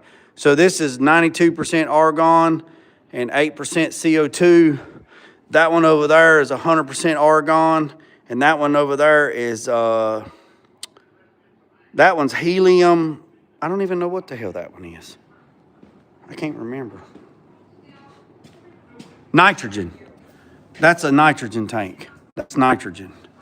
So, and I don't even know why I got that one, honestly.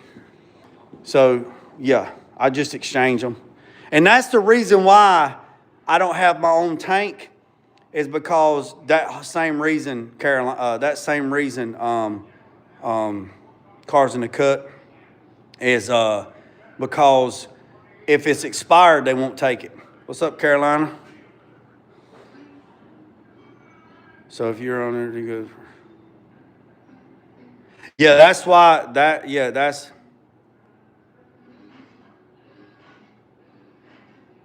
Yeah, see, that's why I don't want to own my own tank.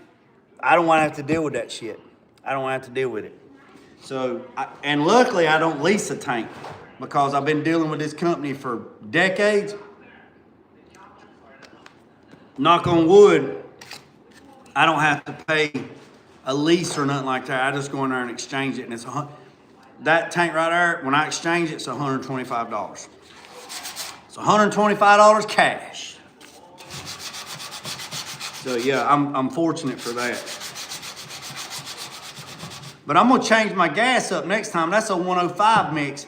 I think I'm gonna go CO2 and helium. No, argon and helium. I don't know, I got it wrote down in my book I wanna try. I think helium keeps down the splatter.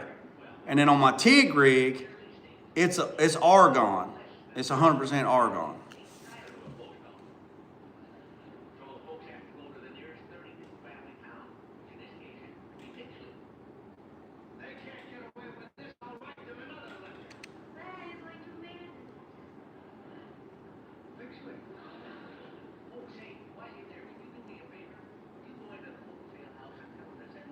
Well, if I had to pay a lease, I would buy my own tank. Then I wouldn't have to worry about it. But at this moment in time, I don't have to pay a lease. It's like my propane, right? So I got a big propane tank outside that runs the paint booth. So it's my tank. But it's my tank. But if it wasn't my tank, I'd have to spend $600 a year on a lease. Unless I bought $1,000 in fuel a year, I would have a minimum of $600 lease on the tank. Well, not having that because I don't use $1,000 worth of fuel a year, not in the paint booth because I hardly ever run the heat in the booth unless I have to, like an emergency, like damn near have to do it, right? So I have my own tank for the paint booth. So I can, and also if you lease a tank, you have to buy gas from one particular person. Let's just say AmeriGas, right? Say it's their tank. I can't call around and shop around to get my own gas. I can't shop around and get the best price, all right? So you're kind of locked in a contract, right? If you have your own tank, I can call one company and say, what's y'all's gas? Oh, it's $2.80 a gallon. Okay, cool. I call this other company. It's like, hey, what's your gas? $2.19 a gallon. Okay, cool. I call this other company. What's your gas? Oh, it's $1.98. Hey, can you bring me 200 gallons of fuel? Yeah, absolutely. We'll bring 200 gallons of fuel. They bring me fuel. Now, here's the bad part about not being locked in with a company. You're not on a rotation where they'll come around and cap it off. I don't care. It don't matter to me because the paint booth, you know, the tank's full and I hardly ever use the heat unless I have to, and then I just call the company. The company that I get gas from, the company that I get fuel from, I got it set up through a different system where I actually get a commercial farmer's account. So I get farmer's price instead of it's complicated. It's complicated. I live in a small town.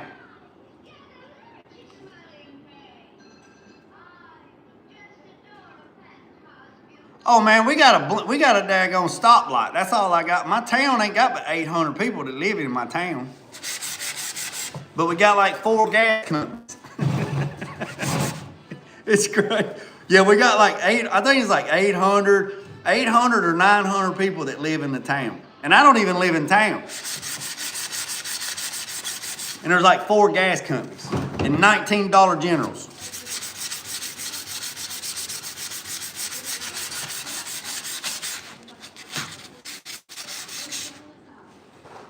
Yeah, if you got a farming account, you a whole different, yeah, that's a whole different ball game there.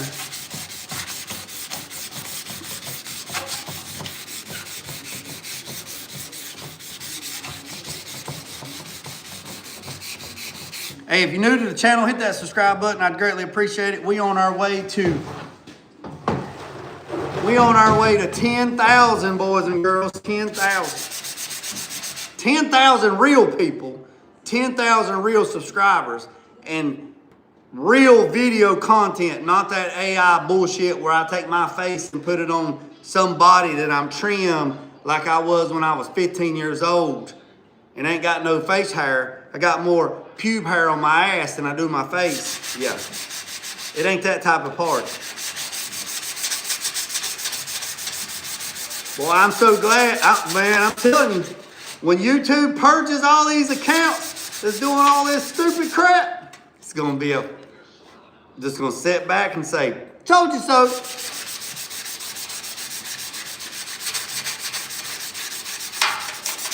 John Connor, where's John Connor at when you need him? John O'Connor, that's it, John O'Connor.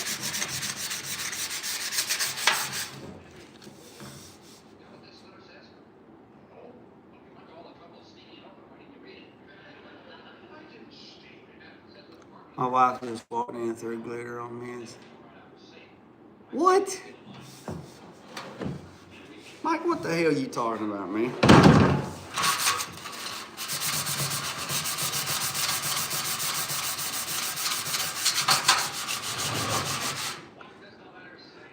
Oh, what's up, Florida? Hey, what's the temp down there in Florida today? It's about 10, 12 degrees up here, Florida. Won't you blow some of that hot air up here, brother? Come on now.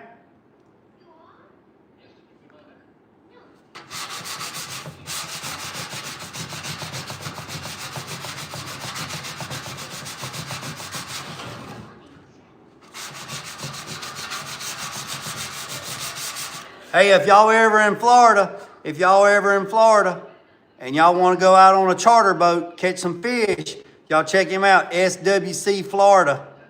Y'all go check him out. He'll take y'all out.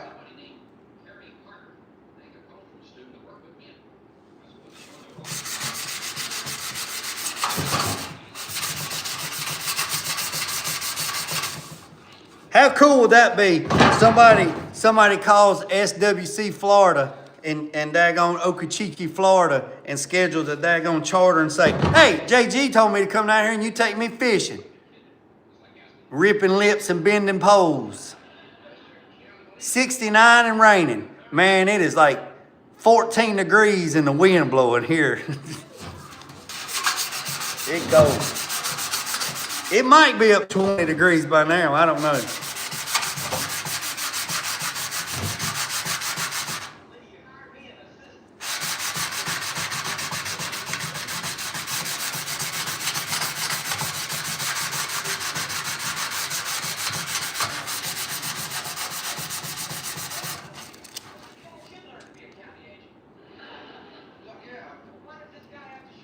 Hey, oh yeah, yeah.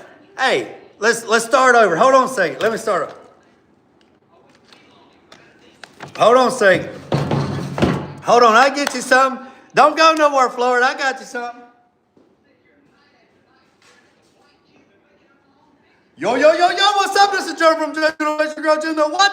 In the what? The peach capital of the state, baby. Hey, boys and girls, I know it's cold north of the Mason-Dixie line, but I tell you what, down there in Florida, down there in the Everglades, you can hook up with my guy down there. You can hook up with him down there at SC, Florida. You can go down there and tell him old JG sent you. He'll put you on one of them daggone charter boats, and y'all be out there bending poles and ripping lips. Boy, you be stacking them fish. Yes, sir. Then he'll take you down there to the daggone fishery, get them things filleted, diced up, dip them in some batter. Boom! Have you some damn buttermilk biscuits and some daggone fillets and some daggone beer battered onion rings. You better stop playing.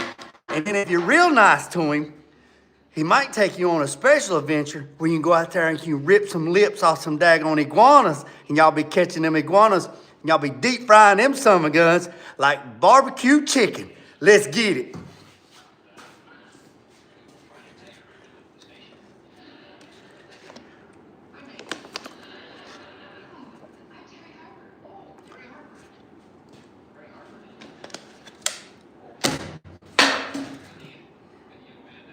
Hey, let's do it. Let's go. Let's go. Let's go. Let's go. Let's go. Let's go. Let's go. Let's go. Ripping lips and bent poles, burning drag all the way to the bank. Rip lips, bent poles, and burning drag, baby.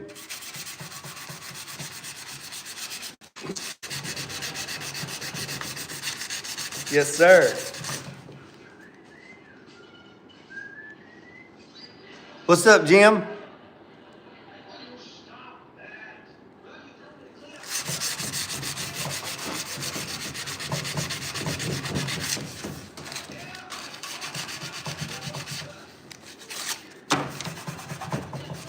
We gotta get all the shiny.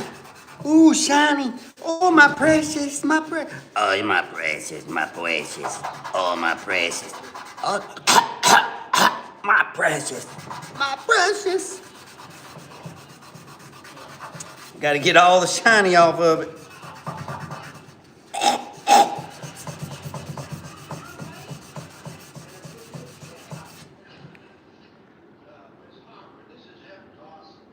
Talking shit. Well, I appreciate it, Jim.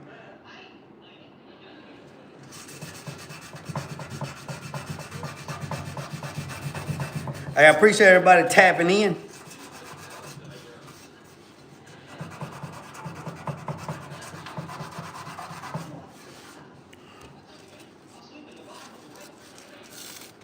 Bam! Got your Uber ordered. It swims, crawls, or hops. We chase it. Hey, I like that. Hey, I got another one for you. Hey, if it's got hair on it, I can ride it. If it's got beat to it, I can dance to it. And if it's got an engine on it, I can drive it. Let's go. Hey, did I tell you about this? One bright day in the middle of the night, two dead boys got up to fight. Back to back, they faced each other, drew their swords, and shot each other. A deaf policeman heard the noise and came over and shot the two dead boys. If you don't believe this lie is true, ask the blind man. He saw it too.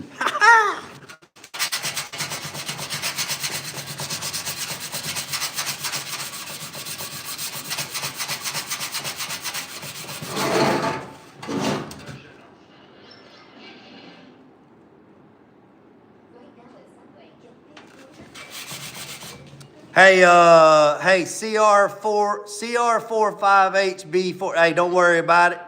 Don't worry about it. Don't worry about it. Hey, CR45. Don't even entertain it, man. I got mods in here. I got the best mods on the planet. They'll order them an Uber and send them packet. Don't even engage with them, man. Don't even engage with them.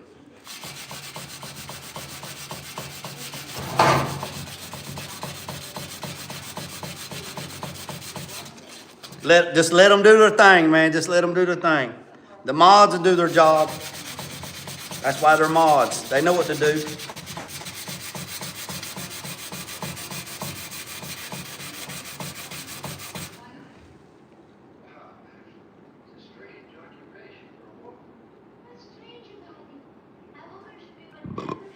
Excuse me. What's up, Benny? Hey, if you're new to the channel, hit that subscribe button. I'd greatly appreciate it. Hit that thumbs up, hit that share button. We on our way. We're trying to get back in the algorithm. I don't know what in the world would happen to it. We on our way to 10,000 subscribers, boys and girls. 10,000. So this is a 68C10 grill.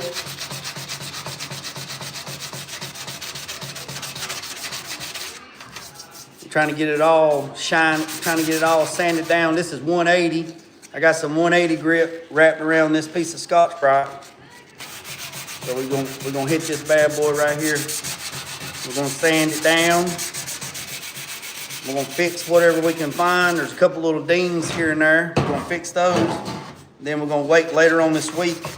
It's supposed to warm up to like 50 to 60 degrees. It ain't even above 20 right now, I don't think. And then we're going to spray some 2K high build epoxy on this thing, which will be CRE321, which will be gray. And we'll get that nice and smooth and slick.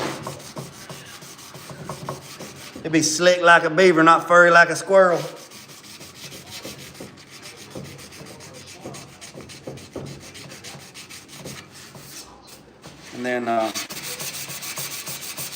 then we'll let it set for a few days, and then we'll come back and we'll dry sand it. We'll dry sand it with some 400, and then it should be ready to put some daggone color on it. And then we got to do the fenders and the doors. I want to paint the doors on the truck. So I want to do all the stuff to the doors, then put the doors on the truck, get the doors to shut like they're supposed to, and then leave the doors on the truck, and then paint the cab and the doors at the same time. And I'll show you what I'm talking about. So this is the truck right here. So this is the truck.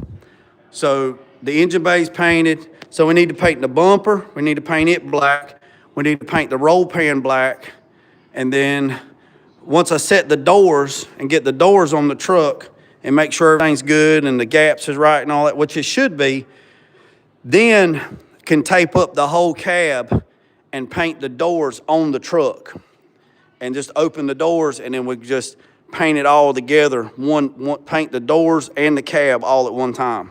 And by doing that, since I'm a one-man band and I'm by myself, if I paint the doors off the truck, then I go to try to put them on the truck, I have a potential of scratching them, getting them on the truck. So if I go ahead and put them on the truck, get the door gaps right, put it on there, make sure everything shuts the way it shuts, and then when I go to tape it up, all I have to do is just back tape all this and then close all this in, close the back glass in, and then I can just walk around and paint the doors, the bottom of the doors, the rockers, the back of the cab, and I can paint the doors and the cab all in one shot.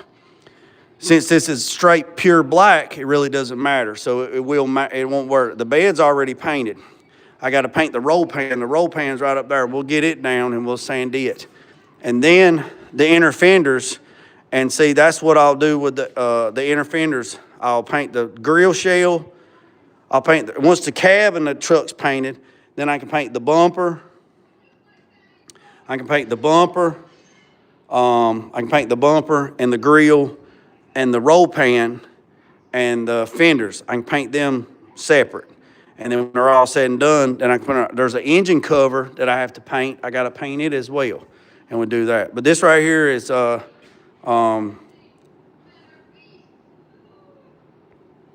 you'll jam it in. Yes, Mac. Jam it in all at the same time, brother. Yes, sir. Because I'm by myself, and I can't. There's no way for me to. I've tried to do it in the past, and I end up scratching shit, and then I have to come back with an airbrush and fix it. So I'm just going to. Oh yeah, it's 1,000 horsepower. Yeah, it's a 1,000 horsepower truck. Yeah, it's built. Built 5-speed. Yeah. So yeah, it's not original. Yeah, that's a 1,000 horsepower 6.0. All this was built in here. The guy just had a cab and a title. So all this is built. This is aluminum. It's dirty. So fresh air runs up through there. It comes out through that, goes up through that intercooler, goes into the box, and then goes into the engine.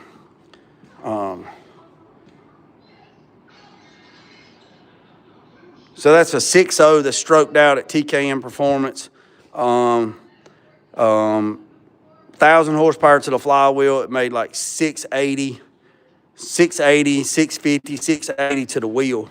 And the guy wants to put a Pro Charger on it now, a DX1 Pro Charger, and it is a 5-speed. It's a manual. So, and then this is not the seat. This is just a mock-up seat. And then there's a speaker box. Yeah, so getting back on this. So it has 315 3520s on the back. So the tires is a 315 3520, coilovers, QA1, Moser rear end, custom exhaust. Everything was done in here. Everything was done except I bought the dry shaft come from Florida, from PST. The rear end is from Moser. QA1 suspension, but everything else done in-house. The engine, TKM built the engine, and the transmission is a Tremec 5-speed with the upgrades. So that's it.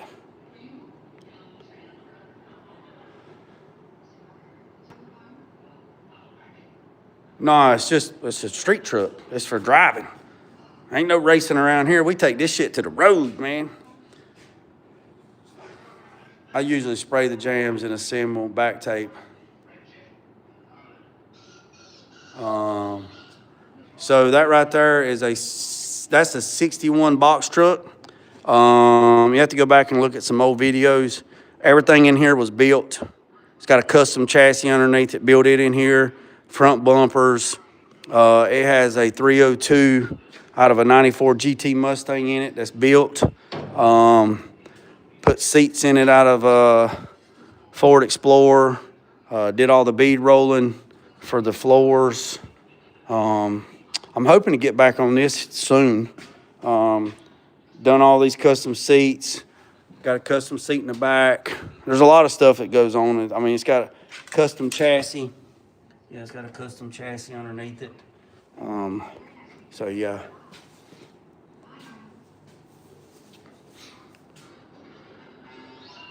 All right, what did Mac say?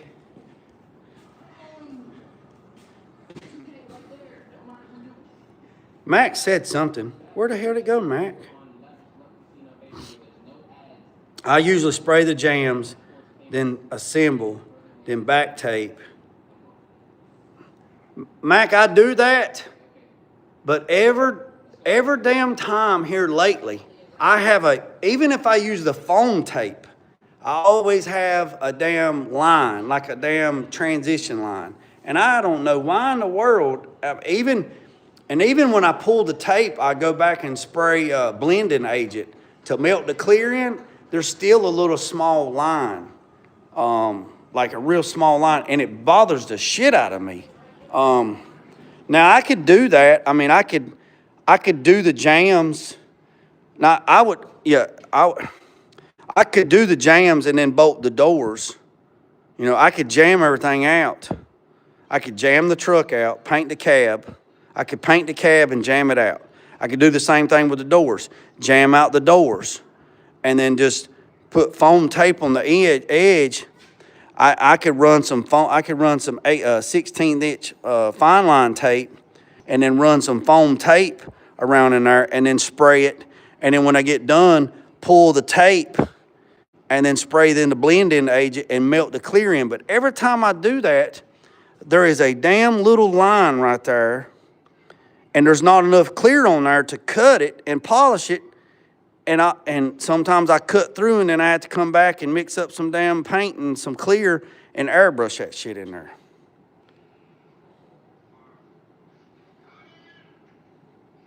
So I don't know. I would rather just paint the cab and pull it out and then go from there. But hell, I don't know.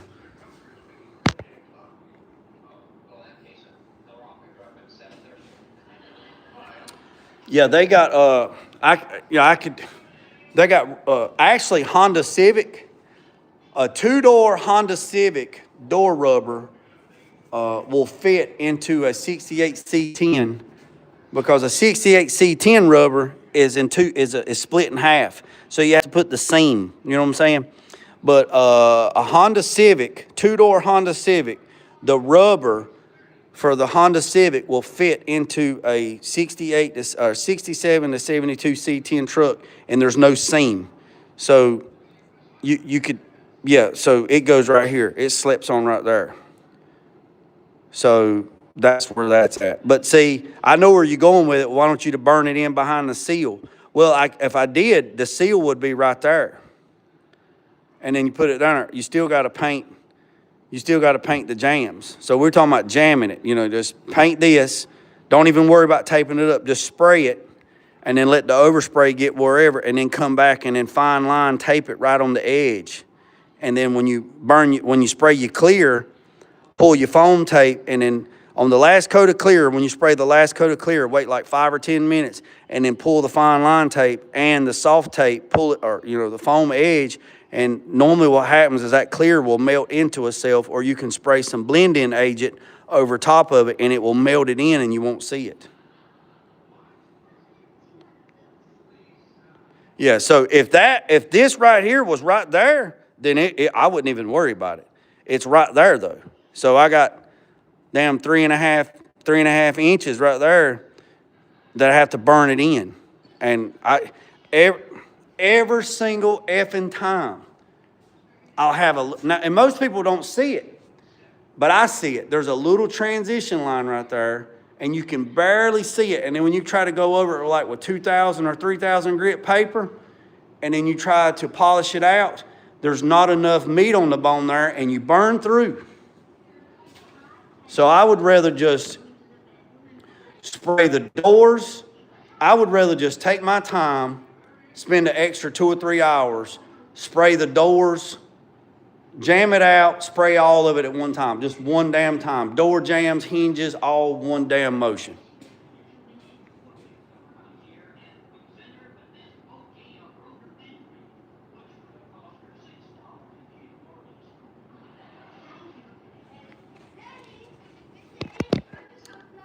I don't know.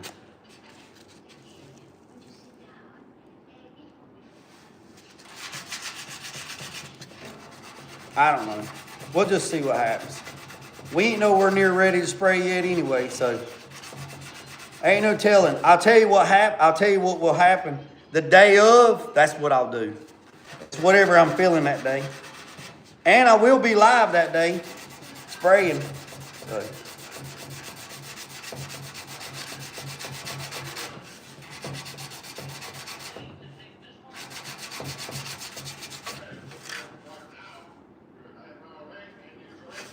Oh yeah, yeah, most people would never notice it.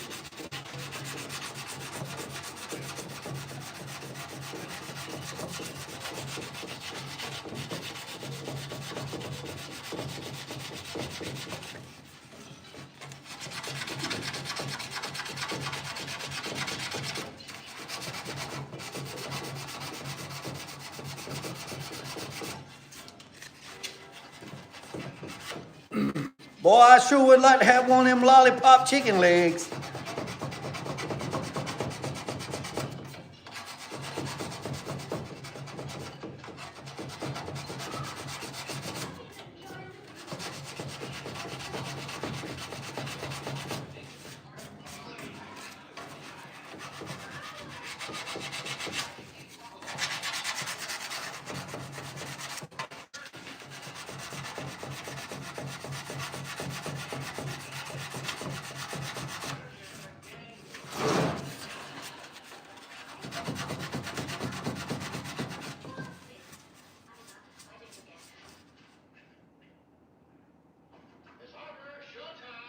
Oh yeah, if I had some help, Mac, if I had somebody, even if I pin the doors, even if I put the doors up there, drill a hole in the hinge, pin it, and had help to actually set the doors, I would paint it apart. And then have somebody hold the door. And you know what? I might end up doing that anyway, honestly. I might end up buying a door. I might end up buying a door jig to hold the door. You know, they make the ones that you can put on a floor jack. And I might do that. I might just paint the cab, paint the doors, put the doors on there, pin the doors, drill 1/8 holes through the door hinges. So when I go back to put them, all you gotta do is slide that alignment pin in there and go from there and then have it set like that. And that's probably what I'll end up doing, because I really don't like painting with everything together.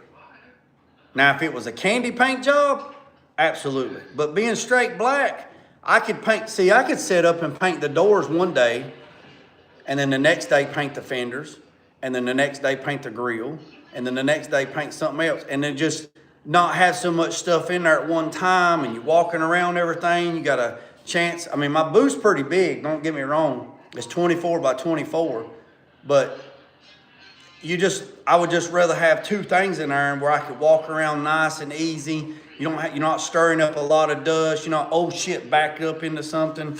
I would much rather do that. It's like when I painted the bed.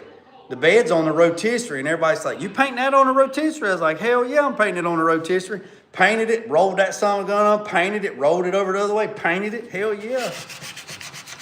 You don't have to worry about everything. That's why I built the booth the big as I built it, 24 by 24. I wanted to have plenty of room. I couldn't, that was one thing I hated about Petty's. Man, you'd be in there, man, and you'd be right here on the car and you turn around and the damn wall's right there. You literally got like 3 foot between you and the wall. You can't get down. Hell, I'd do like that right there and my ass would rub on the wall. Yeah, I just...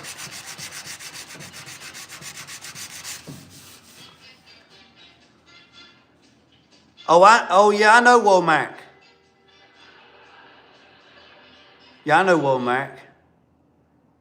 Right now at Subway, get big flavor for a small price with a $3.99 value menu. Just choose from 4 amazing 6-inch subs for just $3.99 each. What's my story? For spicy pepperoni, What do you mean, what's my story? Hey, who said that right there? Hey, CR45, go back and look at some of my posts, my community posts. Go back and look at some of my community posts where I painted that 68 GTO Judge. I painted it in pieces. I painted the doors and then I painted the body by itself. And go look at those pictures in the community post. There a few weeks back, go look. That's straight black, right out the booth, no cutting and buffing. That son gun was slicker than a minter's dick.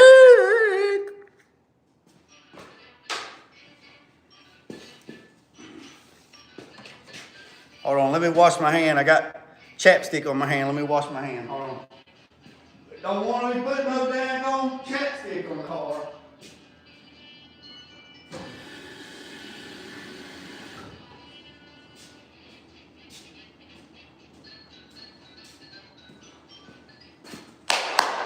Green Acres is the place to be. This has been a film-based presentation, darling. Oh, crash. Yeah.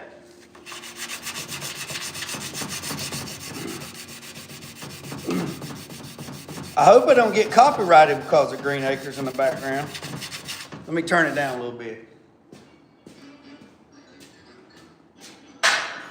Don't want to get copyrighted.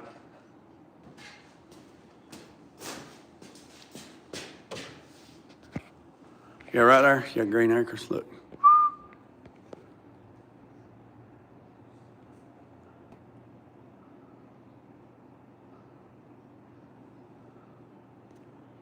Yeah. Oh, Green Acres.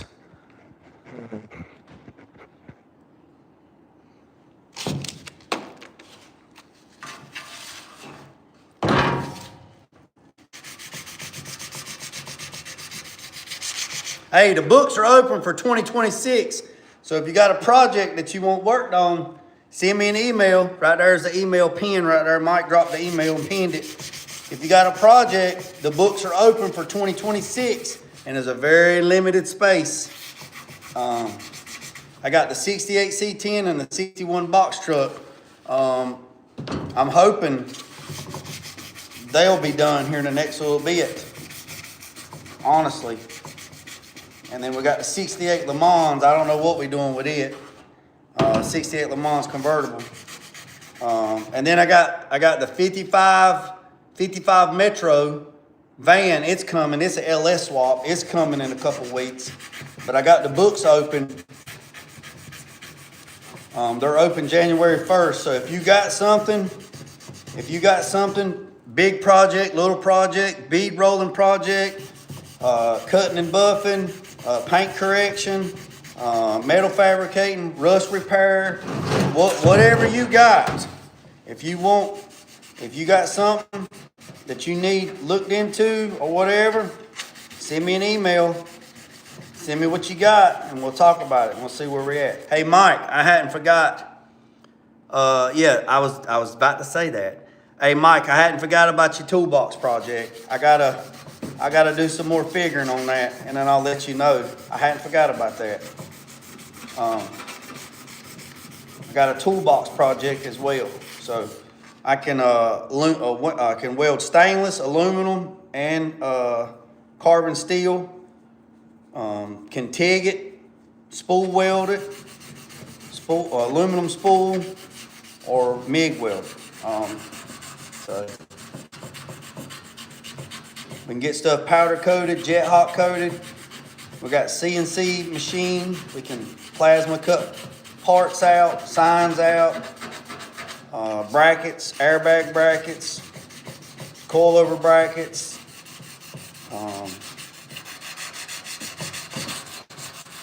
Pretty much anything you got, I can probably do it.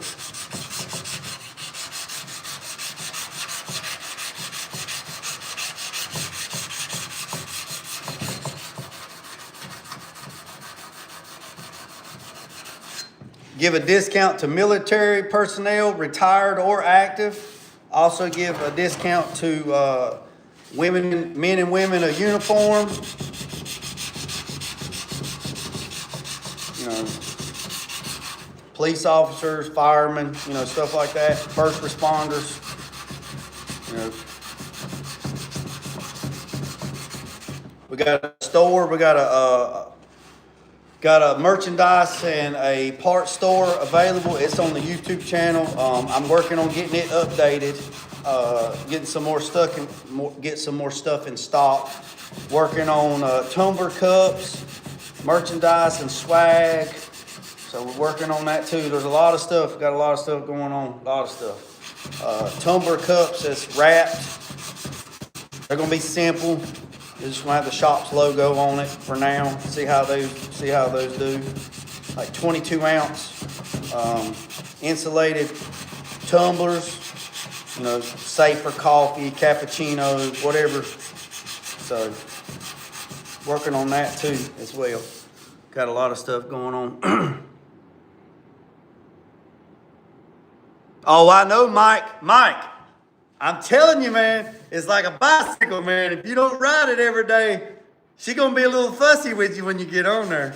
I promise you.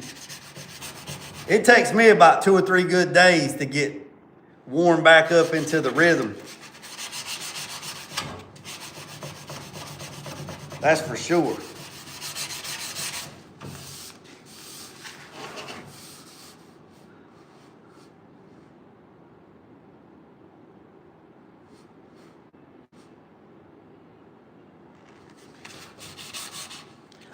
It's a 68.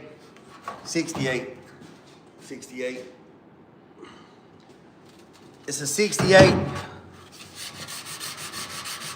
I think the 68 is the best front end on a C10. The 68 is the best front end on a C10. The 86 is the best on a square body, in my opinion. And the 54 Chevrolet truck is the best front end.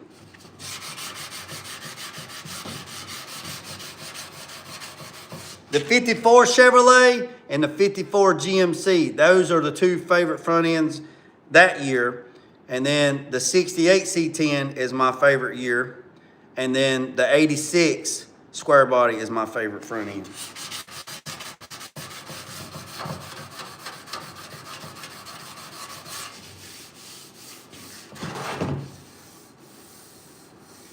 Oh yeah, they're all nice. They're all nice. They're all nice. But if I had to pick a favorite, you know.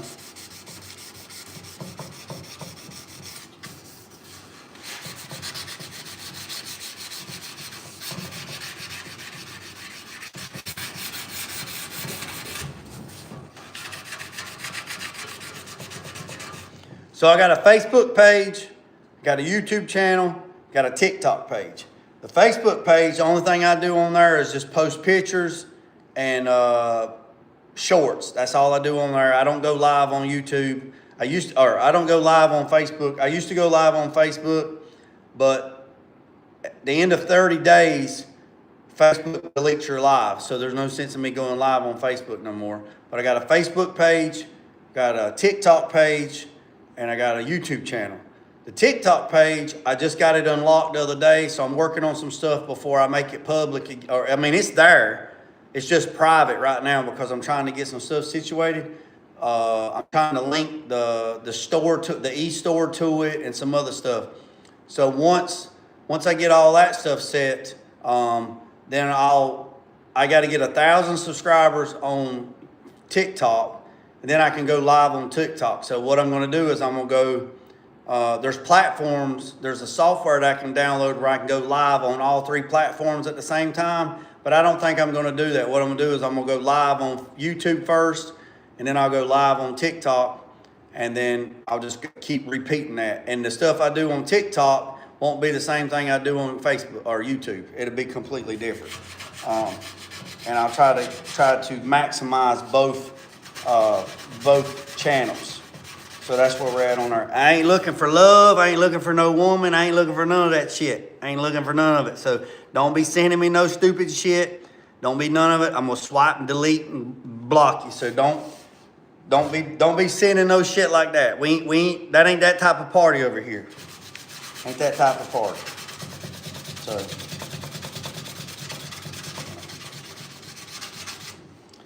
If you're looking for a relationship, go buy a dog. You're looking for a relationship, go buy a dog if you're scared to get in my pocket.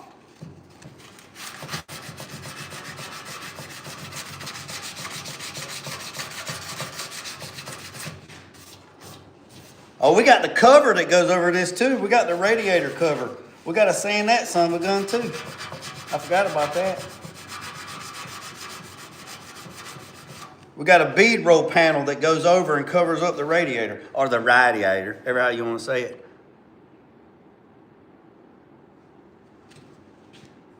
I don't have Facebook or TikTok. I just use all this stuff for business. Like Facebook, business. TikTok, business. YouTube, business. Yeah, I'm just helping people out. You know, stuff like that, having a good time. I know Mike, WTF Mike, he's starting to do, well, he's always done it, but I've not been aware of it till now. He's doing cooking stuff, like cook-offs. I want to get a part of that. I want to get on some of that. He's got his next theme is Spain. That's next month. So if anybody wants to join in on that, just email WTF Mike and talk to him. It's free. It's just bragging rights. It's just to have something to fellowship and have a good time. Everybody's respectful. Nobody's screaming over nobody. Ain't nobody drunk and belligerent and just it's not preaching. It ain't got nothing to do with politics or religion or any of that shit. It's just good stuff, man. That's why I want to keep my channel. No politics and no religion. It's not the place or the time. Not the place or the time. We get enough of that shit echo chamber in our face every single day. You're not going to get it on here.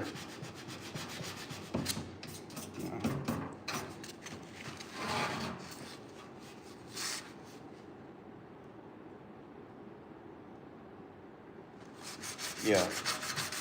I mean, if you want to talk religion or politics, we're talking in private. We're not talking it on here. We're not doing it. So, I'm not hard to find. I've had the same number since 1998. It's the second longest commitment I've ever had in my life.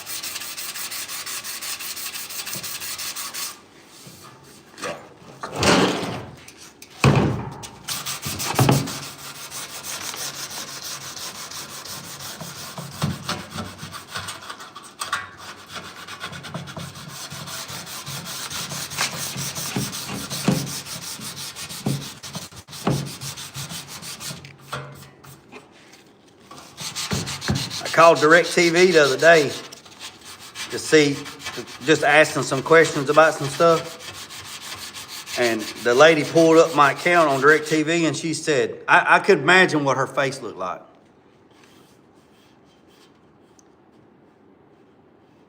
Oh, absolutely.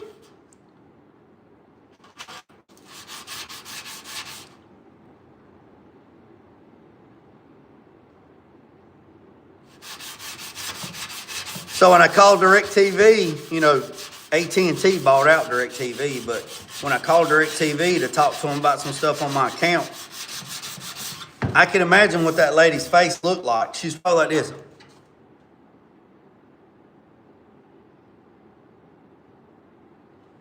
Because she said, honey? I said, yes, ma'am. What kind of package you got? I said, I've had the same package for like since 1998. Honey, I ain't never seen a package like this. It has you listed as classic something. She called it. I said, yeah, I guess so. Well, what would you like for me to do today? And I was asking her about some stuff, and she explained it to me, and she said, you want to change her? I said, no, I'm good. I said, no, I'm good. And she said, oh, yeah, let me see what you got. And she got the look. I said, don't you change my package now. Don't you change it. She said, oh, I'm not. She said, you got everything. I said, yeah. She said, Lord have mercy. How long you had DirecTV? I said, I don't, since 98. And she said, yep, right here it says, valued customer since 1998.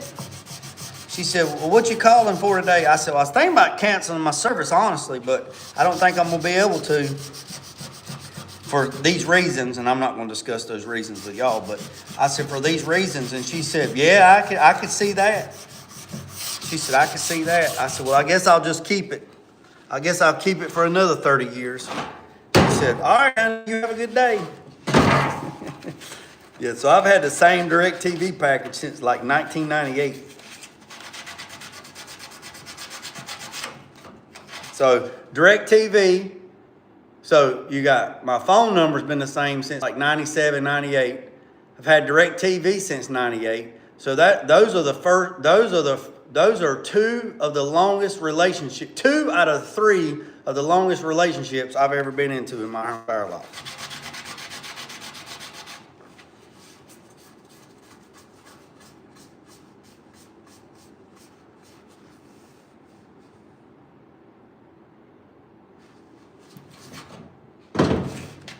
Hey, Wilt, I just wrote a song about that and I published it yesterday.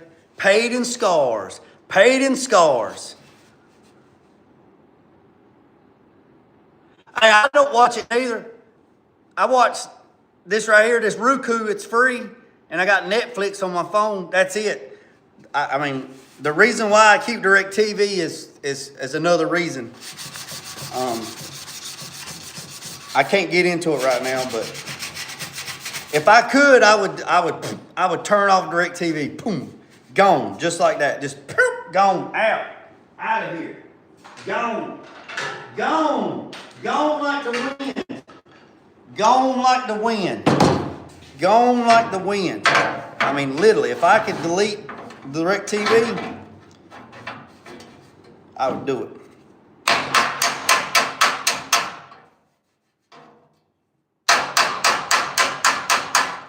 Get to this. That's what she said. Oh, you can get to this. You can get to that.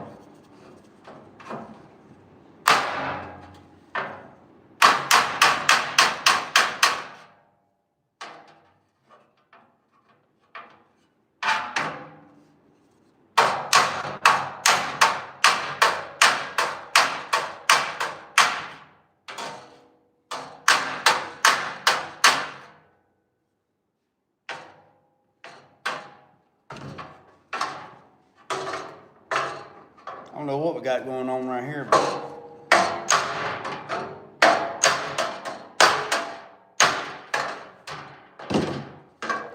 need to polish my daggone. Hey, I seen a thing last night. Eastwood has got this daggone. Oh yeah, that a whole lot better. That a whole lot better. Eastwood. There we go. Nasty flat. Eastwood's got this attachment that you can put to a 8-inch. No, Eastwood has an attachment that you can put to an 8 horsepower. I think it's a 5/16 shaft bench grinder. They have an attachment that you can put on the side of it. I'm pretty sure that's what it is. Or you can put on the side of it and it has a sander, right? So you got a flat sander and then you got a belt sander. You got a hard side and then you got a loose side. And the kit you get with a 2-inch wheel, I think you get it with a 1-inch wheel, a 2-inch wheel, or a 4-inch wheel on the outside. And it rotates 90 degrees. So you can stand it up and do it this way, or you can lay it down, do it this way. And I think it's like $159 for the attachment that goes on a bench grinder. And that thing is nice. Nice. I was looking at it last night on Eastwood. Looked really, really good. Man, I'm a sucker for tools, man.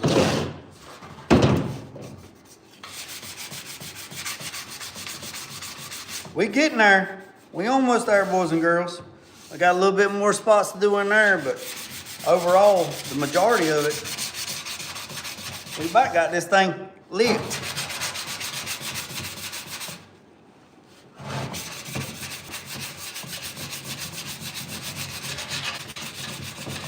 Like I said, if you're new to the channel, if you just come through, this is a 1968 C10 Chevrolet grill. It's all steel, it's all original. It's original grill. I don't know if it's original to the truck, but it's an original grill. If you're new to the channel, hit that subscribe button, hit that notification bell, boys and girls. No fuss, no moss over here. No AI bullshit, no politics, no religion. Just down to earth people, nice people in the chat. No, let me take that back. Absolutely phenomenal people in the chat. I have spectacular mods. So if you're disrespectful, they'll give you a warning. If you get too crazy, they'll just time you out for 24 hours. If you talk about religion or politics, they'll time you out. And if you keep doing it, they'll time you out for 24 hours. And then you come back tomorrow and try again. My mods will not block you from the channel. They will not ban you from the channel. They will just put you in timeout for 24 hours and you can come back tomorrow and you can start all over again.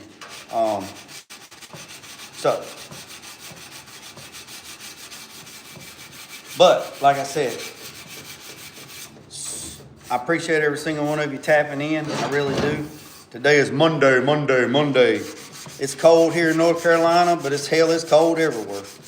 The only place that ain't cold, you know, is down there in Florida, where my daggone guy down there, SCW damn Fisher, down there, SCW daggone fishing place. He down there, man, ripping lips and bending poles and burning drag. If you boys and girls want to go down there and get your daggone fish on, go down there and check him out down there at SCW Kiss 'em. I think, ain't that what it is?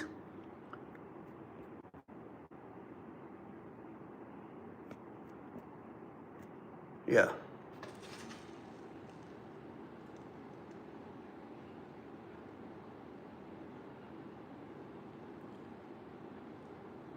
Hold on a second.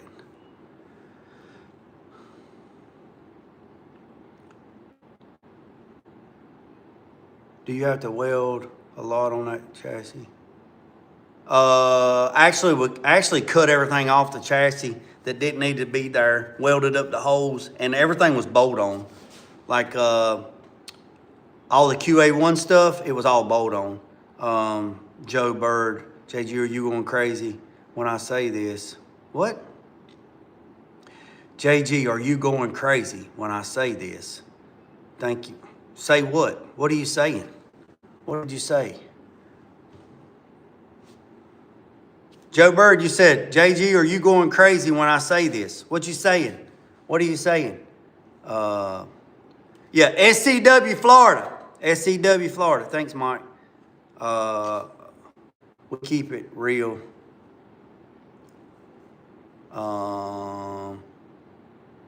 That's a lie. I don't know who said Mike was. I don't know what your definition of asshole is, but I don't think Mike's an asshole. Well, that's me. Most people, I don't know. I don't think Mike's an asshole. Hey, you always a villain. You're a villain in somebody's story and a hero in somebody else's, so I guess it don't matter. You don't get the same version of... So when you meet people, you don't get the same version that everybody else gets. like when I meet somebody, I try to be the same person that I am online that I am in person, you know. But there's a lot of times that people don't get the same version of me, you know. They just don't, and that's just life. You know what I'm saying? That's just life. You know, if you come at me sideways, guess what? You get a different version. If you come at me cheeky, talking out the side of your neck, you're gonna get a different version. If you come at me humble and respectful and stuff, you're gonna get a different version. If you come at me being a candy ass man, a needy ass man, a whiny ass man, you're gonna get a different version. If you come at me and you're a child, you're gonna get a different version of me. If you come at me and you're an old elderly woman or man, you're gonna get a different version of me. So everybody's not the same to everybody. You get different versions. So that's why I say you might be a hero in somebody's story and you might be a villain in somebody else's story. It's still the same person. My question to you is, what did you deserve to get that version of that person? That's the way I look at it. Joe Bird said he got a 68 Malibu wagon. Okay, cool. Bleed the line sometimes.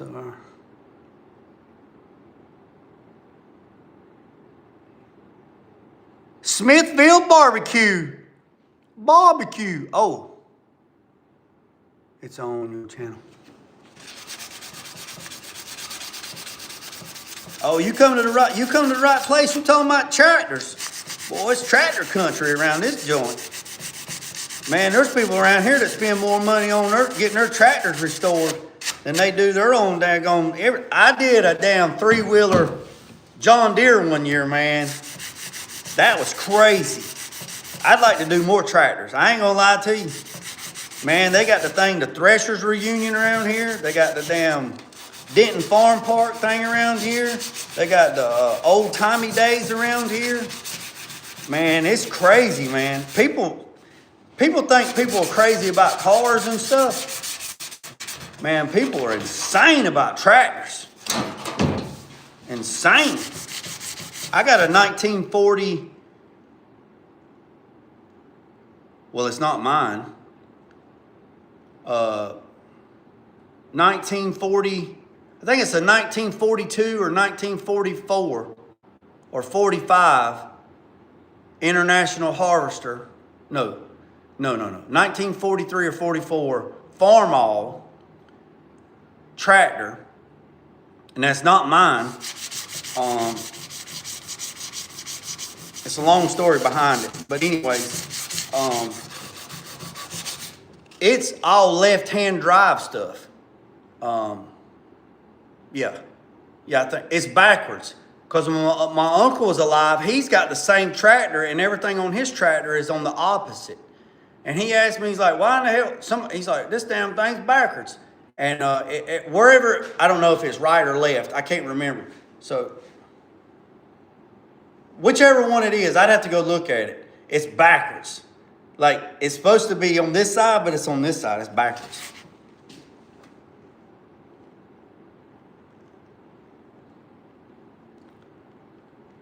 Oh, Mike. Hey, Mike, you wait till I send you this picture. I'm going to send you a picture, Mike, of this 3-wheeler John Deere that I did. That son of a gun is bad to the bone. My dad already won't shut up. He's talking about, hey, don't start tractors. Oh, yeah. Hey, let me tell you about this 3-wheeler. So, the guy brings me this big-ass John Deere 3-wheeler. This big son of a gun, right? I can't even get it in the shop.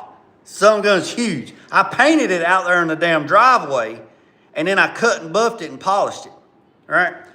Big son of a gun, right? Couldn't even get that joker in the booth. Painted it outside. Had to watch the weather and everything, right? Everything, yeah, it's crazy, right?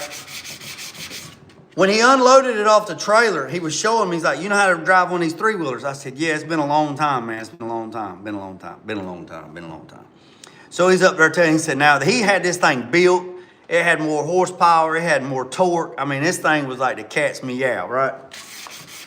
I said, okay, cool. So it's in the front yard, right? It's in the front yard, and he's showing me everything. Okay, cool. He gets on it, and he's like, you got to be careful, because if you get going too fast and you get that big wheel spinning and you let off on the clutch and you get this thing too wound up, she's going to stand up with you. And if she stands up with you, just shut the throttle off and hit the brake pedal, and it'll lock the wheels down and throw it down, throw the nose of it down. Only if you're only up like this. If your ass is all the way up like this, hell no, don't hit the brakes.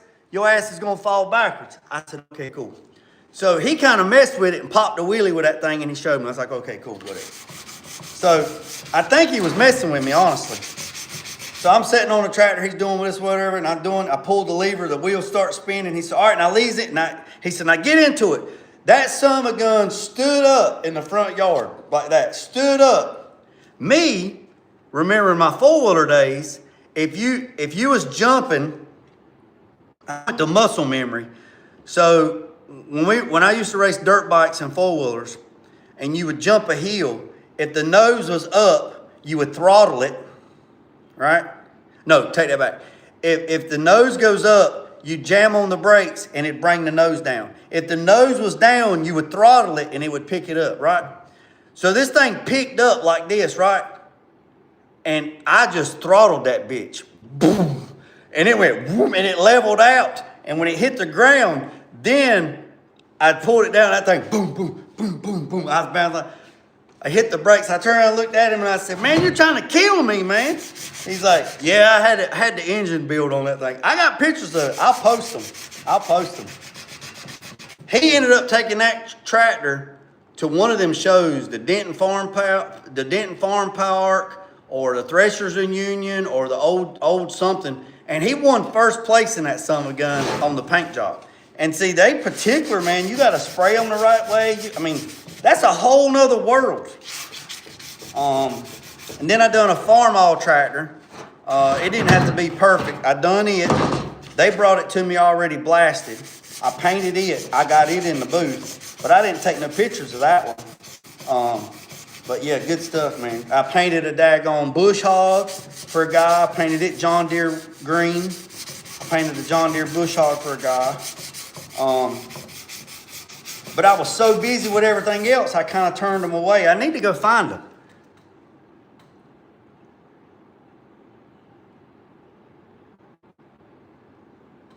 I need to go find them.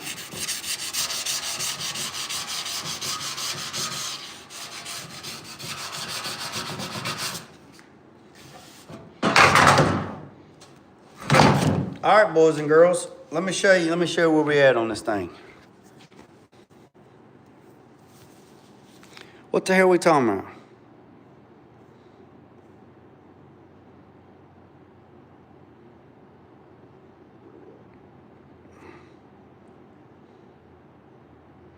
All right, so I still got to get around. You see like this, right? Got to get around. I still got to get those.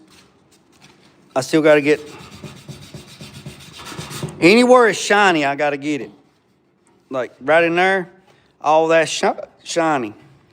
So I still got to get around this. I got to get around that. I got to get around that. I still got to get in here. I still got to get in here. Let me show you in this little crevice right here. Let me show you what I'm gonna do. So, hey man, I appreciate everybody tapping with me today, man. So we're gonna take one of these little spreaders right here. We're gonna take this little juke joint right here, and we're gonna wrap the paper around it. And then what we're gonna do is we're gonna wrap the paper around it, and then I'm gonna go in the crevice right there. We'll get it in the crack.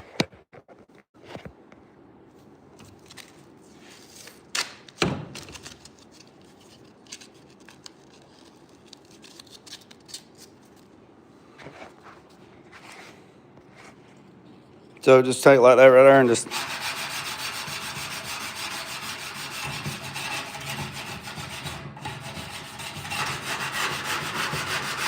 See that? See we're getting down in there?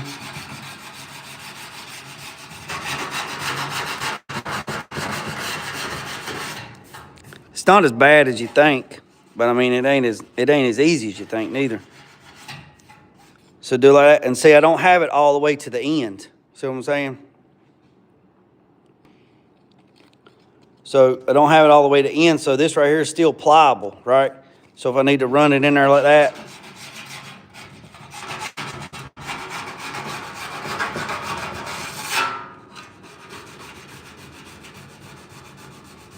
I can still work it. Work it, girl, work it, work it, work it. See that? And then, see we're getting it down in there.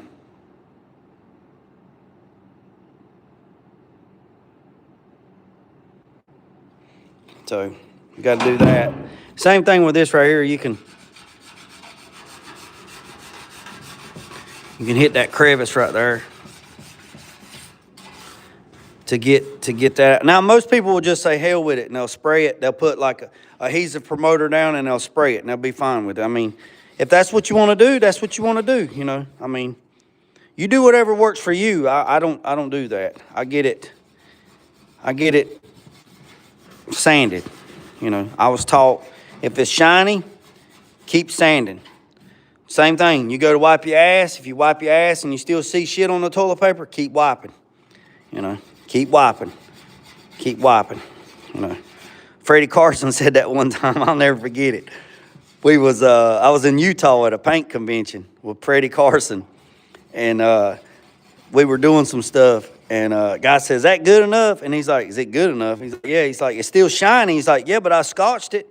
It had scratches in it, but it was still shiny." And I'll never forget it, man. Freddie Carson looked at him and said, "So you think the paint's going to stick?" And he's like, "Yeah, it should." He's like, "How do you wipe your ass?" And the guy literally, this grown-ass man looked at this other grown man and he said, "What?" He said, "How do you wipe your ass?" He said, "Is that a trick question?" He's like, "No, I'm asking you a question. How do you wipe your ass?" The guy just looked at, and everybody just got quiet. And the guy looked at him and said, "You want me to explain to you how I wipe my ass?" He said, "Absolutely. How do you wipe your ass?" He said, I take, and the guy just sat there and just was like, just completely combobbled. And we're all just sitting there going like, what the hell? And he looked at him and he said, "I want you to tell me how you wipe your ass." With the straightest face I've ever seen. And the guy said, "Well, I mean, I take the toilet paper, I fold it up, I reach back there, and I lean over to the side, and I wipe my ass." And he said, "Okay. Do you look at the paper?" And he said, "Well, yeah." "Does it have shit on it?" He goes, Well, of course, I wipe my ass." He said, "Then what'd you do?" He said, "I throw the toilet paper in the trash. I throw the toilet paper in the toilet, and I flush the toilet." He said, "So you only wipe your ass one time?" "Well, I wipe my ass." He said, "Well, how do you know you got all the shit out of your ass if you only wiped it one time?" And the guy just looked at him, and you could see his ears getting red. He's like, "I'm not trying to be an asshole. I'm just asking. So you take a shit, and then you lean over, you wipe your ass, you look at the paper, you throw it in the toilet, and you flush the toilet. And then you get up and you put your clothes on." He said, "Well, yeah." He said, "So you wipe your ass one time?" Well, yeah." "So you mean to tell me you wipe your ass so efficient the first time there is no residual shit in your ass?" And the guy goes, "Well, man, I think that's kind of personal." He's like, "No, I'm just trying to prove a point. You keep wiping your ass until there's no shit on the paper. You keep sanding the parts until that bitch ain't shiny, and then you come and get me." And he turned around and walks off. That is what I like. That is how you do business. That is how you do business. Absolutely. That's how you do business. Laugh my ass off, boy. Funny, funny, funny, funny.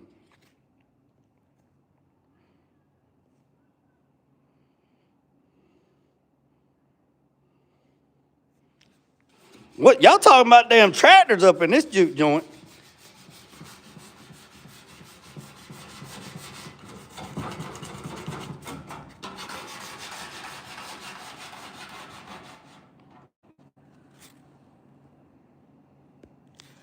Yeah, no religion, no politics.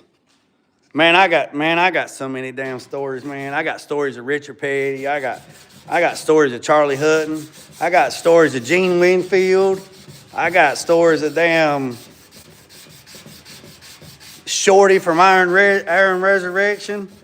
I mean, I got all kinds of damn stories, man. I've been very fortunate and very blessed to be around my mentors, and then later on in life became my friends. So, oh no. Y'all keep talking. Y'all good, man. Y'all good. Y'all good. Y'all ain't bothering me. I just looking like, damn, y'all talking about tractors and documents and shit. No, y'all good, man. I just don't want to cut y'all off. Y'all keep doing.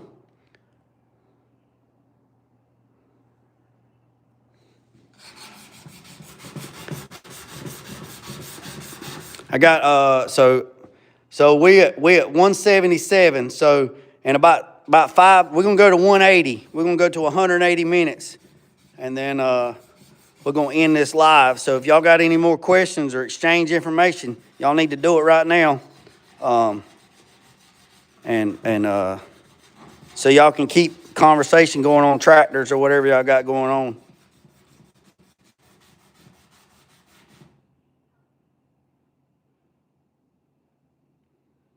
Oh no, it's good. It's good. It's good, Mike. It's good. It's good. Hey, I'm gonna go look. Hey, look, I'm gonna put an ad out. I'm gonna put an ad out right now on Facebook. Anybody got a tractor they want painted?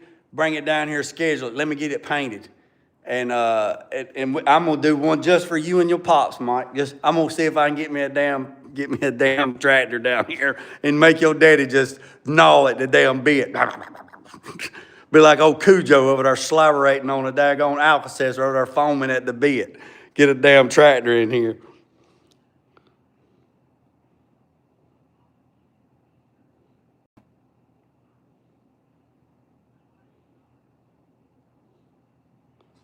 I'm 13 hours from Ohio. Metal Art is in Ohio. I'm about 13 hours from Ohio. Well, I tell you about, I'm 13 hours from Cincinnati.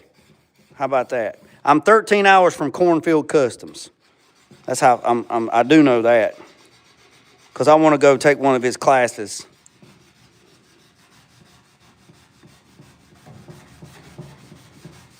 Oh yeah, oh yeah.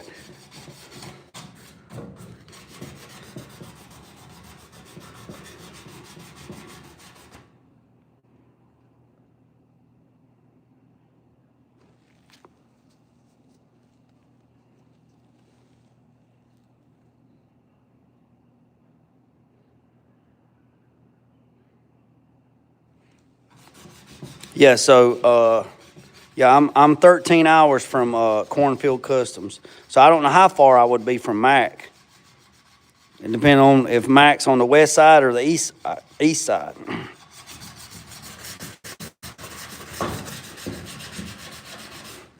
Look, there's a little pin. Look. Y'all can't see. Can y'all see that? Y'all see them little pits right there? I gotta fix them. Well, Mac is a day's ways from me. All right, boys and girls, I appreciate you. This is one of the longest lives I've had. So 180 minutes. I don't know how many people come back and watch the whole thing, but let me, I'm an hour and a half from Mike. Son of a beast. Damn it, Mike. All right, boys and girls, I appreciate you. I'll be back later on. Let me see what I got going on. I got to find some other pieces, and we'll go from there. Remember what I said, boys and girls. I appreciate everybody tapping in. Hit the subscribe button. Hit the notification bell. Go over to Mike's channel. Y'all vote for the food, man. Remember what I said, boys and girls. Don't worry about the man up the road or down the road. Sweep off your own front porch or sweep off anybody else's. Put God first at loose and drag. Peace, love, and chicken grease. I'm out.